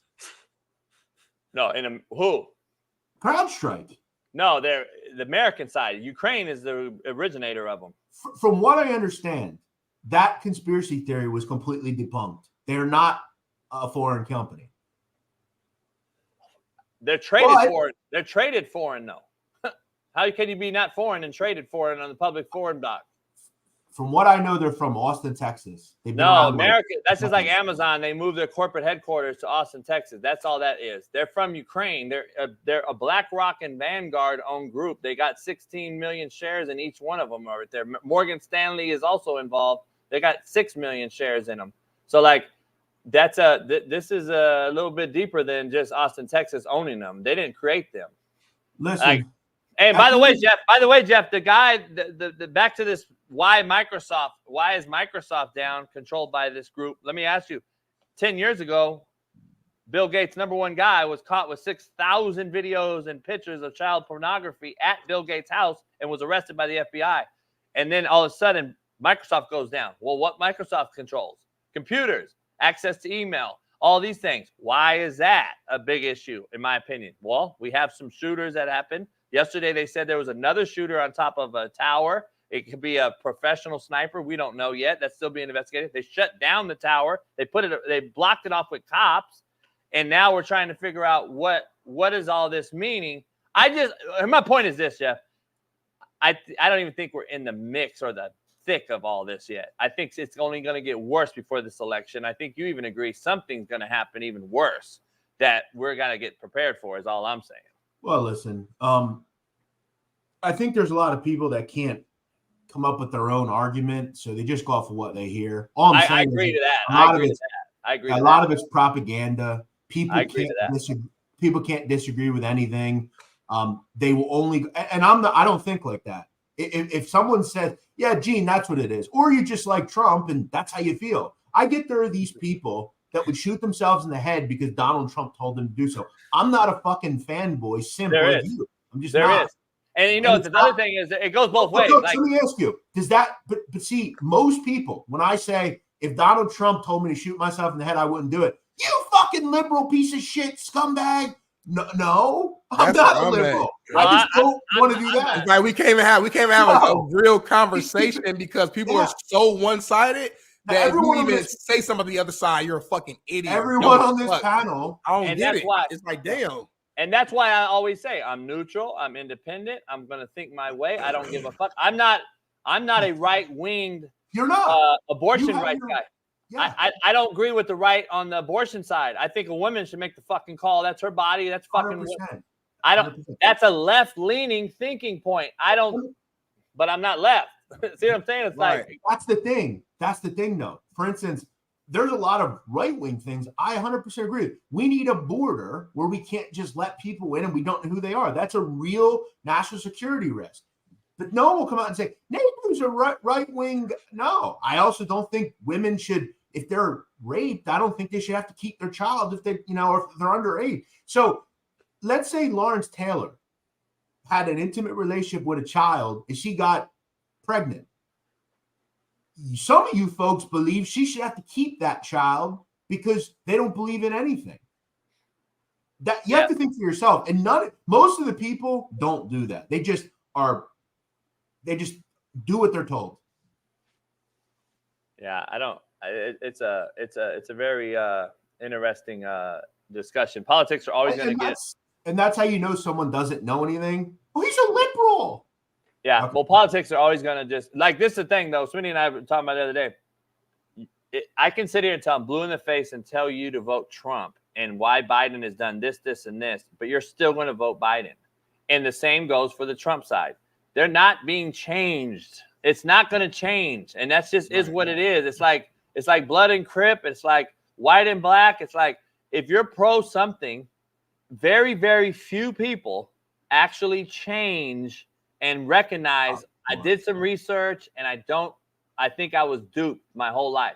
I grew up Democrat. I grew up in the hood and Democrat, and I was taught, man, you got to be from the hood. You got to be left. It's Democrat. That's not the same left. This ain't the same Democratic Party I grew up in. My dad would be rolling over his grave right now if he thinks this was the Democratic Party. And remember, if you think Donald Trump winning the election is going to change your life one fucking iota, you're still going to be a fucking loser. Okay? He ain't going to make your life better. You're not going to just get a bunch. And that's what I don't understand about some of these folks. You worship this guy. He would piss on you if you were on fire outside of Mar-a-Lago. But he wants your vote. And here's the reason. Control your fucking head. The only difference with Trump for me is because he's more like me regarding independent. He's not a true Republican, and the Republicans, for the most part, in the deep state, want him dead because he's not. Been a lot more humanized recently, right? Yeah. And he's not a true politician, by the way. That's the problem. He realized I'm not untouchable. They can get to me. They can get to me. He also knows he's on a fucking ice rock by himself because the Bushes, the true Republicans, are not on his side. They don't want him. He's a money guy. He's a money man. He's a fucking economist. He's a guy that's going to just try to get people their money. And that's what America, I think, wants right now over all else.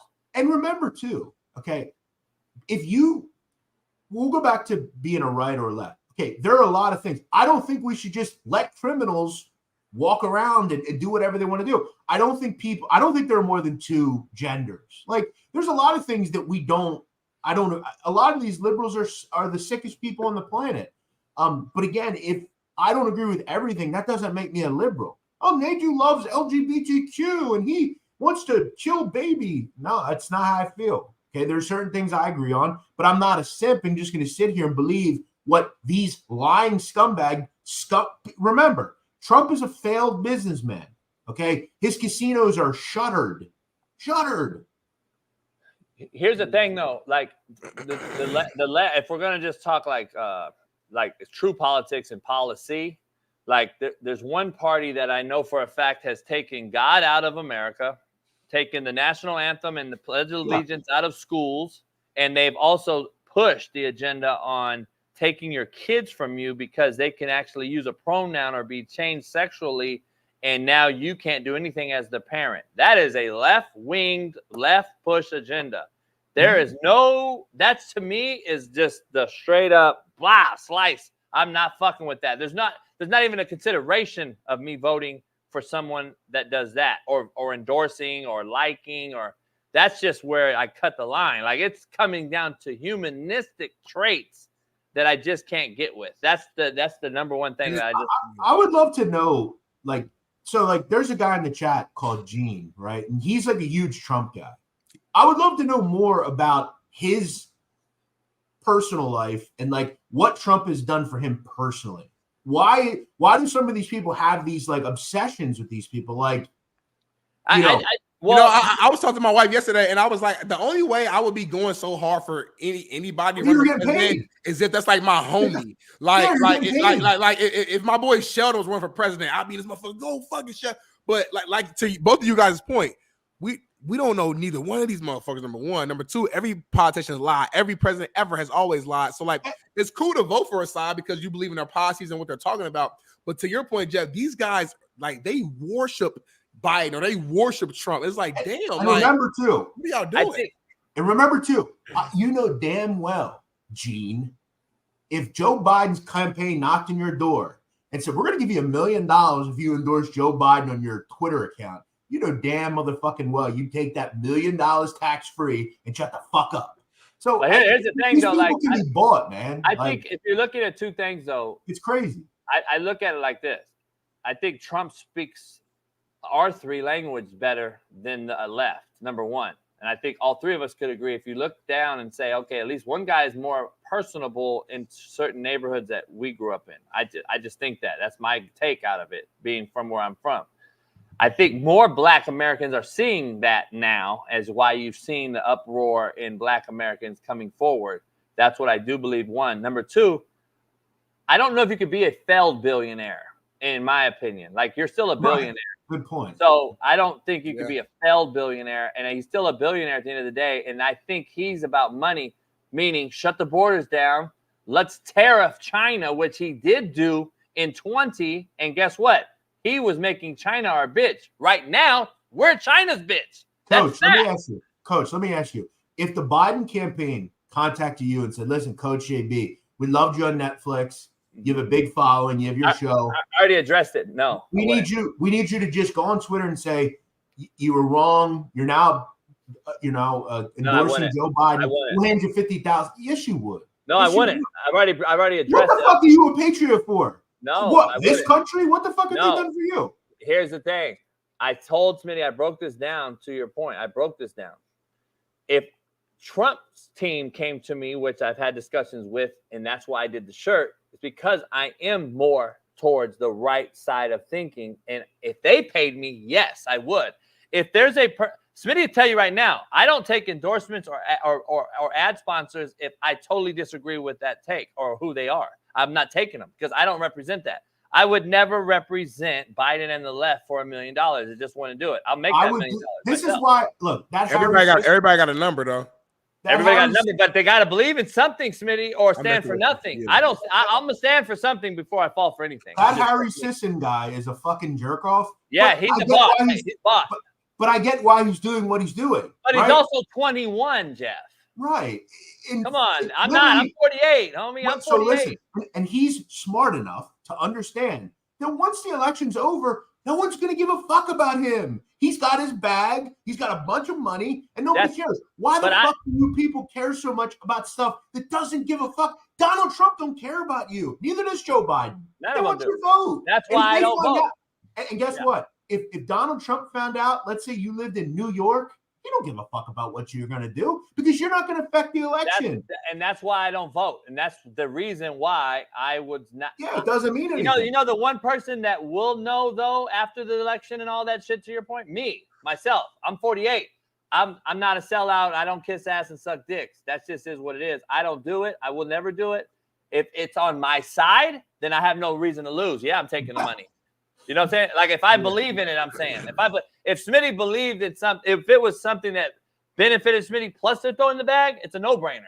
If it's something that he doesn't believe in and they're throwing the bag, it's at least a thought, right? You're like, Smitty has to think. Smitty has to at least say, well, fuck, do I really want to go down this rabbit hole? Let me ask you this real quick before I forget. Like you've asked this before, but I can't remember your response. I get why. So you always said you don't vote, but you did endorse Trump. Why endorse somebody that you're not going to vote for, though? And I've said this several times because I don't support what's current. That's clearly why I'm endorsing something else. So you would agree that if there were another candidate, why not vote then? Why not just go vote for Trump then? Because I don't vote. I've already said it. I've made that point. I'm not going to renege and go back. I don't vote. You would agree though if there were another candidate, you would consider that candidate if it were the right candidate. Not to vote for. You just don't like Biden. You don't like the current administration. Yeah, I don't like the current administration. I don't like the way they think. I don't like any of it. Okay, so if Biden was removed and let's say a new candidate who you didn't know much about came in, you would just blindly endorse Trump? Yeah, because I already know what's going on the left. Like, who's going to be on the ballot, Jeff? It's going to be a demonic Newsom. It's going to be a demonic Obama. But let's say it's none of those options. Let's say it's going to be RFK. RFK. I mean, let's say it's Robert Kennedy. The problem is he is the most conservative liberal in the world. What if it was Cornel West or someone like?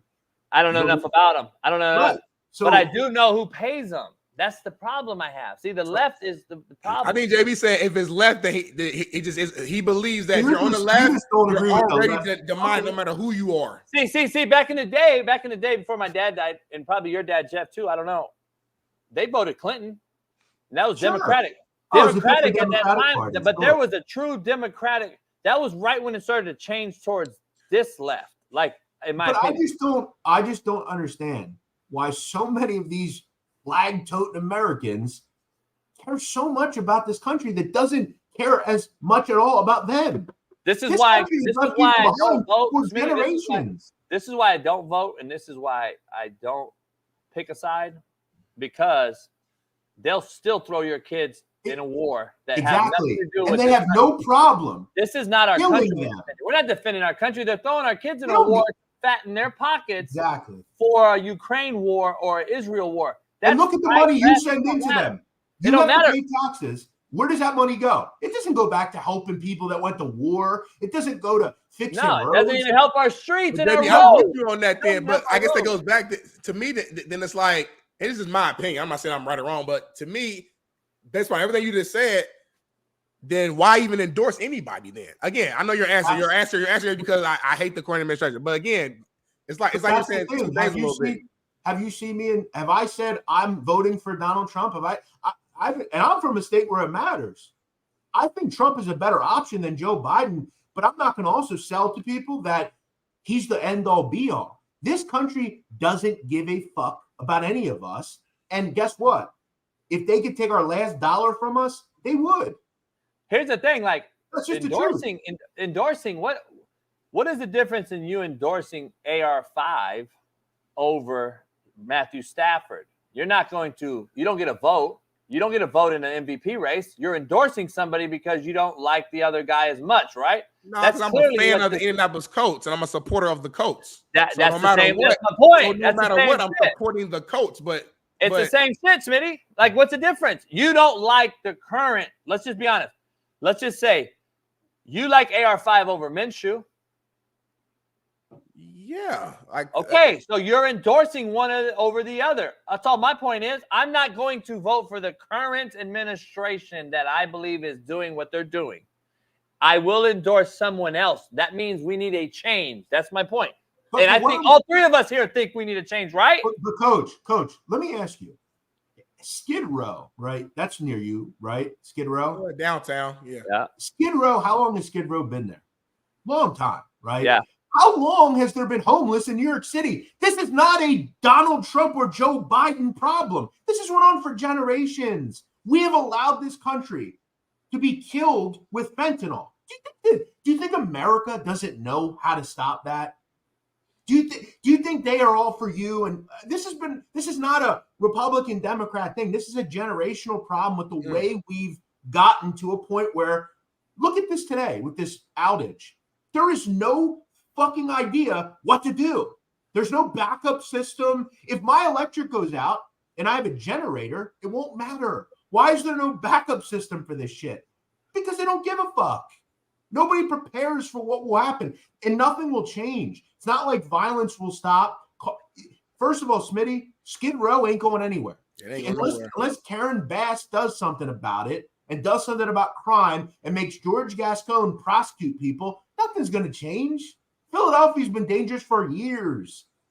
And it's not because of who the fucking mayor is. It's because people can get the guns. There's no capitalism in any bad neighborhood to make money. And the only option you have is to sell narcotics. And eventually you go to jail and you're left behind. It's pretty simple. Yeah. That's not a hard thing to understand. And to your point, and I've mentioned this before in the past when we've had these conversations. I'm young, of course, so I haven't been through a ton of presidents yet or whatever. You know, or I haven't been an adult long enough to where presidents have affected me. So, like, I'm gonna be real. Like, there hasn't been a president since I've been old enough to really pay attention to it, to where them being in office changed my life, good or bad. Like, my life was just my life. It is what it is. Now, I will say, if you guys prices right now do seem high. Prices are high right now, but I'm also in LA though, and prices are always fucking high. They're high everywhere, Smitty. They're high everywhere. Donald Trump said last night in his speech that inflation is the highest it's ever been. That's a blatant lie. It's not. It's been way higher in the past. But I get it. It hasn't been higher since 08. 08, the last recession we had was the highest, and now this is climbing to past that. And if we get guess what? Who was the president then? When the recession happened, George Bush, and then Barack Obama. So again, here's the thing, though. I truly believe this, though, as an older guy now and being able to be around and see. If you go back in time and look at the policies that were put in place to get where we are in America, to your point, where not either left or right can change it now. It's too far gone. If you look at the policies that put Skid Row where it is, put Philadelphia where it is, put Oakland and Frisco where it is, they're left policies. Let's just be real. Go back and look at the history of this thing. It didn't just happen, is my point. You also can't just go around and stop and frisk and arrest everybody either, right? No.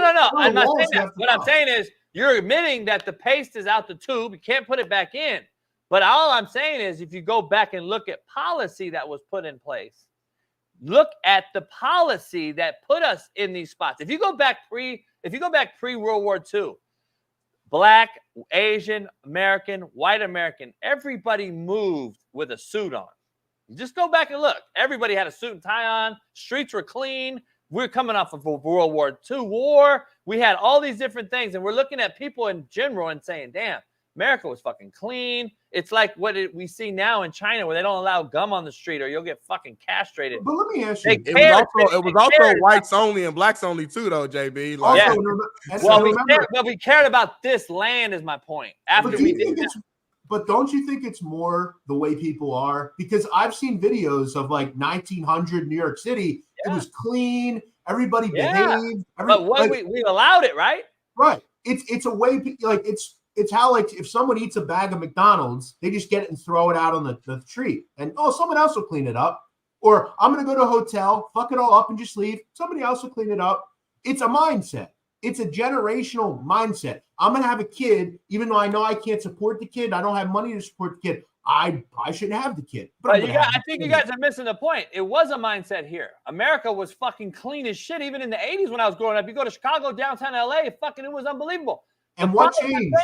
Somebody allowed this to happen, and somebody don't allow it in China. They don't allow it in fucking these other countries. But what I'm trying to say is this is not going to change because Donald Trump becomes the president. No, I don't agree. It's going to change. You cannot change something that's this fucked up in 4 years. And that stupid thing where every state can do what they want to do, that's more the problem. If there was a federal oversight where what I say goes, then yeah, maybe. But and listen, here's the thing though. I'm gonna be honest. If you look at the history and look at what's happened, to say that our lives won't change maybe is, I don't know if it's nearsighted or short-sighted, but I don't believe that you can say it won't change. I think something will change, but I'm just saying, are all things going to be fixed hunky-dory? No, there's no president that can put the two back into place. It's too long gone. Right. Trillions in debt. We're trillions in debt. We got a border issue. Me, you, and America's armies couldn't go fix a country in 4 years and try to stuff all these illegals. And that's where I agree with you. But it will be better, though. But if I told you 45 minutes away, you could get gas for 7 cents cheaper, back to the price it was when, let's say, Trump was president, would you go out of your way to go get it? Does it really matter that much? No. And that's just my point of like how fucked up. They make it sound like you do. It's that important. Gas is so expensive. How are you going to make it cheaper? Well, I think I'm smart enough to realize I'm going to go 45 minutes away to save 7 cents. I'm going to actually lose 49 cents because I got to drive back. What's the opposite of if Trump comes in and ends the war with Ukraine? Then what? Just let Russia do what they want to do and take everything over? Because Vladimir Putin will do that. I don't believe that. I don't believe Trump would allow that, though. Trump didn't allow it when he was in office with Putin. So why would he do it now? I think Trump's point is I'm going to unify America again to say that we're the ass-kicking king dicks again, which I think our American soil would want. I think we are walking on eggshells in this country thinking that we are vulnerable. I think he makes America first again, which we do not make right now under this administration. That's my point. I think America's first. That's what needs to happen. Border, inflation, fucking deal with these other fucks later because that has nothing to do with us. Let them motherfuckers kill each other off. Let me ask you, though, what happens when he becomes president? Do you just go and find the 10 million immigrants that are already here? Do you start getting... Like I said, you can't do it overnight. What I'm saying is you put the fear of God in some folks, though. If you get caught, guess what? You're getting killed right now. You see that some individual states are already putting it in place. You already start seeing, like Tennessee, certain people. If you get caught pedophile, they can fucking cut your dick off now. That's in America. First time ever. I love it. I love it. We need to do it more. I think that we can start putting that in and getting rid of these motherfuckers because eventually they'll leave. So, like, but remember, we haven't taken care of veterans for years. We haven't taken tax. How long have we been complaining about taxes? Where does my tax money go? This isn't just a Joe Biden issue. What I'm trying to say is all government sucks. This country ain't what it used to be. It's not the flag-toting 1950s. And that's the point. Do we keep sinking, or do you? This is a generationally changed country. It's just the truth. And that's my point, though. Like, we all do this, Jeff. You, I, Smitty. Yeah. We're all looking for the next best thing because the current thing's not good. The current thing's not good. Whether it's an ad sponsor for the show, or get more subscribers, or how can I get money to do a show?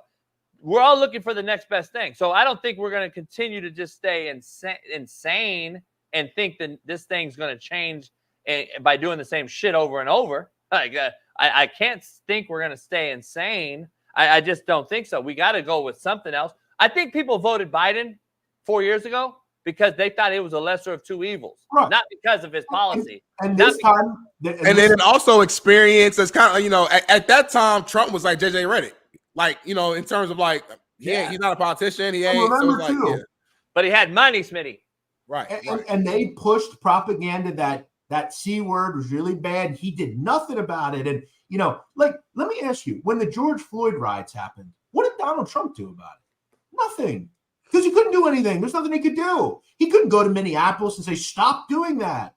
What's he do? It's a state's problem. That's the issue. And remember, too, this is how you know someone. I saw yesterday. Did you guys see that wedding in India? That really rich guy had like a $100 billion wedding or whatever. Did you guys see that? I've seen a few clips. I saw so many comments. Why taking this money and putting it into the poor and helping the poor? Why is that his issue? If you're a private citizen, why do you have to do that? I've always wondered that. Jeff Bezos has all this money. Why doesn't he give back to his employees? I don't know. I just think it's right or left thinking. That's it. You're either going to vote right or left. The left will dismiss the fact that Biden's son's a cokehead, uses it in the White House, has literally been a pedophile, proven. He's also a felon and convicted, by the way. Donald Trump Jr. But I'm just saying, Jeff, they're going to say both things and they're going to dismiss both things on both sides. You're never going to. That's my point. Like, one side's going to say this and put it in a bow. This side's going to say and put it in a bow. They both are fucked up. That's my whole point. They both have skeletons in the closet. It just comes down to who we all think is better going forward. That's it. Like, that's what we have to just. And there's no perfect solution for anything. Like, if Trump is president, whatever, he might do a few things on a tax side or a business side that makes a certain group of people happy, but that might in turn hurt another group, or vice versa. If Biden wins, he might do something for these people. Like, there's no answer that can just solve all of American problems. We all have different problems. We have different financial statuses. We all different. So don't matter what, somebody's gonna be happy, somebody's not. So it's just kind of like that's what it is. So yeah, but at least Trump's son runs $1 billion company. Biden's son. No, Trump's son was lucky to be Trump's son and was handed. Well, same with Biden. He was worth $5 million. Now he's worth fucking 100. So make sense. And look, y'all don't even see it. Y'all debating right now. We're trying to have a regular conversation, but both of y'all are kind of a little bit on the other side. And y'all are naturally like. But I know Jeff. I know Jeff for the most part. If you cut down the percentages, Jeff's going to have more right-wing ideologies than left. And 100%. So am I. And the bottom line is we both understand the fact that this is a shit show. I don't trust anyone. And we are independent thinkers, which I don't believe people respect nowadays. And this is how you debate. You losers that can't debate. Oh, go get laid, Jeff. Your haircut looks stupid. You're a Jew. They have no data. They can't speak. They can't. Not one of these fucking idiots will come on here and face me like a man and discuss this. Because you can't. It'll just be ad hominem. You're a virgin. You're a and listen, I'm the biggest one that'll yell at you and all this different shit. The thing is, though, like, if any debate we've ever had, football, basketball, but at least I have some sort of data, or these guys in here and Twitter and everywhere else. You said Hitler. You're a horrible coach. Hey, they fucking have no topic of discussion, though. They have no meat and potatoes. And that's the problem. That's what these guys do. So it is what it is. Agree to disagree. I think it's great conversation. That's just me. These other folks can't do that no more because they're so brainwashed that they are stuck in their fucking way. Whether it was the hood that told them, you can't ever change. And then I get out the hood and I'm like, I was lied to forever. Or you're rich in blue, or you're rich in a white collar. And then you're like, wait up. Now the Democratic Party is more like what we used to be Republican back in the day. Now it's switched. They don't want to do it. And it's like, I wouldn't be surprised in 28, Jeff, if we have full-on celebrities running for president. The Rock, Elon Musk, Mark fucking Cuban, I'm telling you, that's where we're become. That's what we're turning into. It's getting And crazy. remember, you can't win without endorsing the NRA or the Teamsters or this or that. So you have to to be a politician, you have to be a scum fucking bag. Just like being a lawyer. All lawyers are scumbags. They do what they have to do to survive. And the thing is, that's why it's crazy. That's why I believe they don't like Trump, because he's a scumbag in a different way. He was a money laundering scumbag, or money scumbag, just like so many other guys that made their money are in this country. You're fired. This guy happened to be the president, though, and the Republicans and the Democrats did not like that. I mean, his VP, who he just appointed, call him like Hitler back in the days, but now they cool again. Like, but they all do. And remember, Kamala Harris and Biden were fighting on stage 4 years ago. And remember, they have no scruples. They have no loyalty. They have no ethics. They all want to get that spot. They want to get that spot. Remember, too, Dana White beat his wife up. He's a scumbag. I have no respect for him. But they forget about that. He wants to support Donald Trump so he can be here. Hulk Hogan's used the N-word on multiple occasions. That's just the truth. But and so is Biden. You see what I'm saying? They all do. That's the point. And that's why I don't endorse either fucking side, because they all fucked up and I don't trust either side. In summation, that's just my opinion. That's me. I mean, whatever. And you realize none of them will actually do anything to help you. You want a real politician? I'm gonna show you one. Go to El Salvador and look at their president. That's a real fucking president. Kelly. That's a real. Let's move to El Salvador next year. We're JB show big in El Salvador. You should. It's one of the Jeff, you have a phenomenal. Jeff, you got some big plans this weekend, my guy. It's my mom's birthday. Happy birthday, man, to Miss Nadu. Hope you have an amazing, fabulous, beautiful birthday. Whatever you decide to do, eat some good food, buy her some roses. She deserves it. She's the queen of the castle. And Jeff, I hope you be safe. I gotta go down. Lady you lay down with this weekend. Make sure you wrap up, man. You wrap up, because SEDs is flying around. And just have a good weekend, Jeff. Only in Houston. And by the way, real quick, nobody wants to go to fucking El Salvador. So that's who gives a fuck about El Salvador? I would move to El Salvador. I wish I had the money to do so. I got to get my money up, and then I'm out. When you go over there, then you'll be begging to come back right away. No, I will not. JB, I'm about to pass out because my back pain. Yeah, I gotta go. I gotta get in traffic, Jeff. I gotta go to the chiropractor 2 hours away, so I gotta get the fuck. We're both. I gotta go all the way to what's it called? El Encino? Encino? Not me? No, me. I'm going to Encino. Oh, I'm going to Woodland Hills. I'll be by you. All right. Well, I thought you'll probably be late. You'll probably be late, like you were to the show today. So I'll see you probably be. I'm telling y'all the truth, y'all. My computer wasn't messed up, y'all. I woke up. I was tossing and turning all through the night because my back is that. Hey, Jeff, appreciate you, and we'll see you on Monday. By the way, Dan Raftery, that's why Jeff thinks the way he does. He's broke. Motherfucker, you live in a goddamn trailer. Shut the fuck up. Fuck you worried about me for, bitch. Later. Peace. Issues get pressed so fast you don't get sacked like bags and baggage. Smitty and Jason Brown, kill the ass a rap. We what the game's been missing.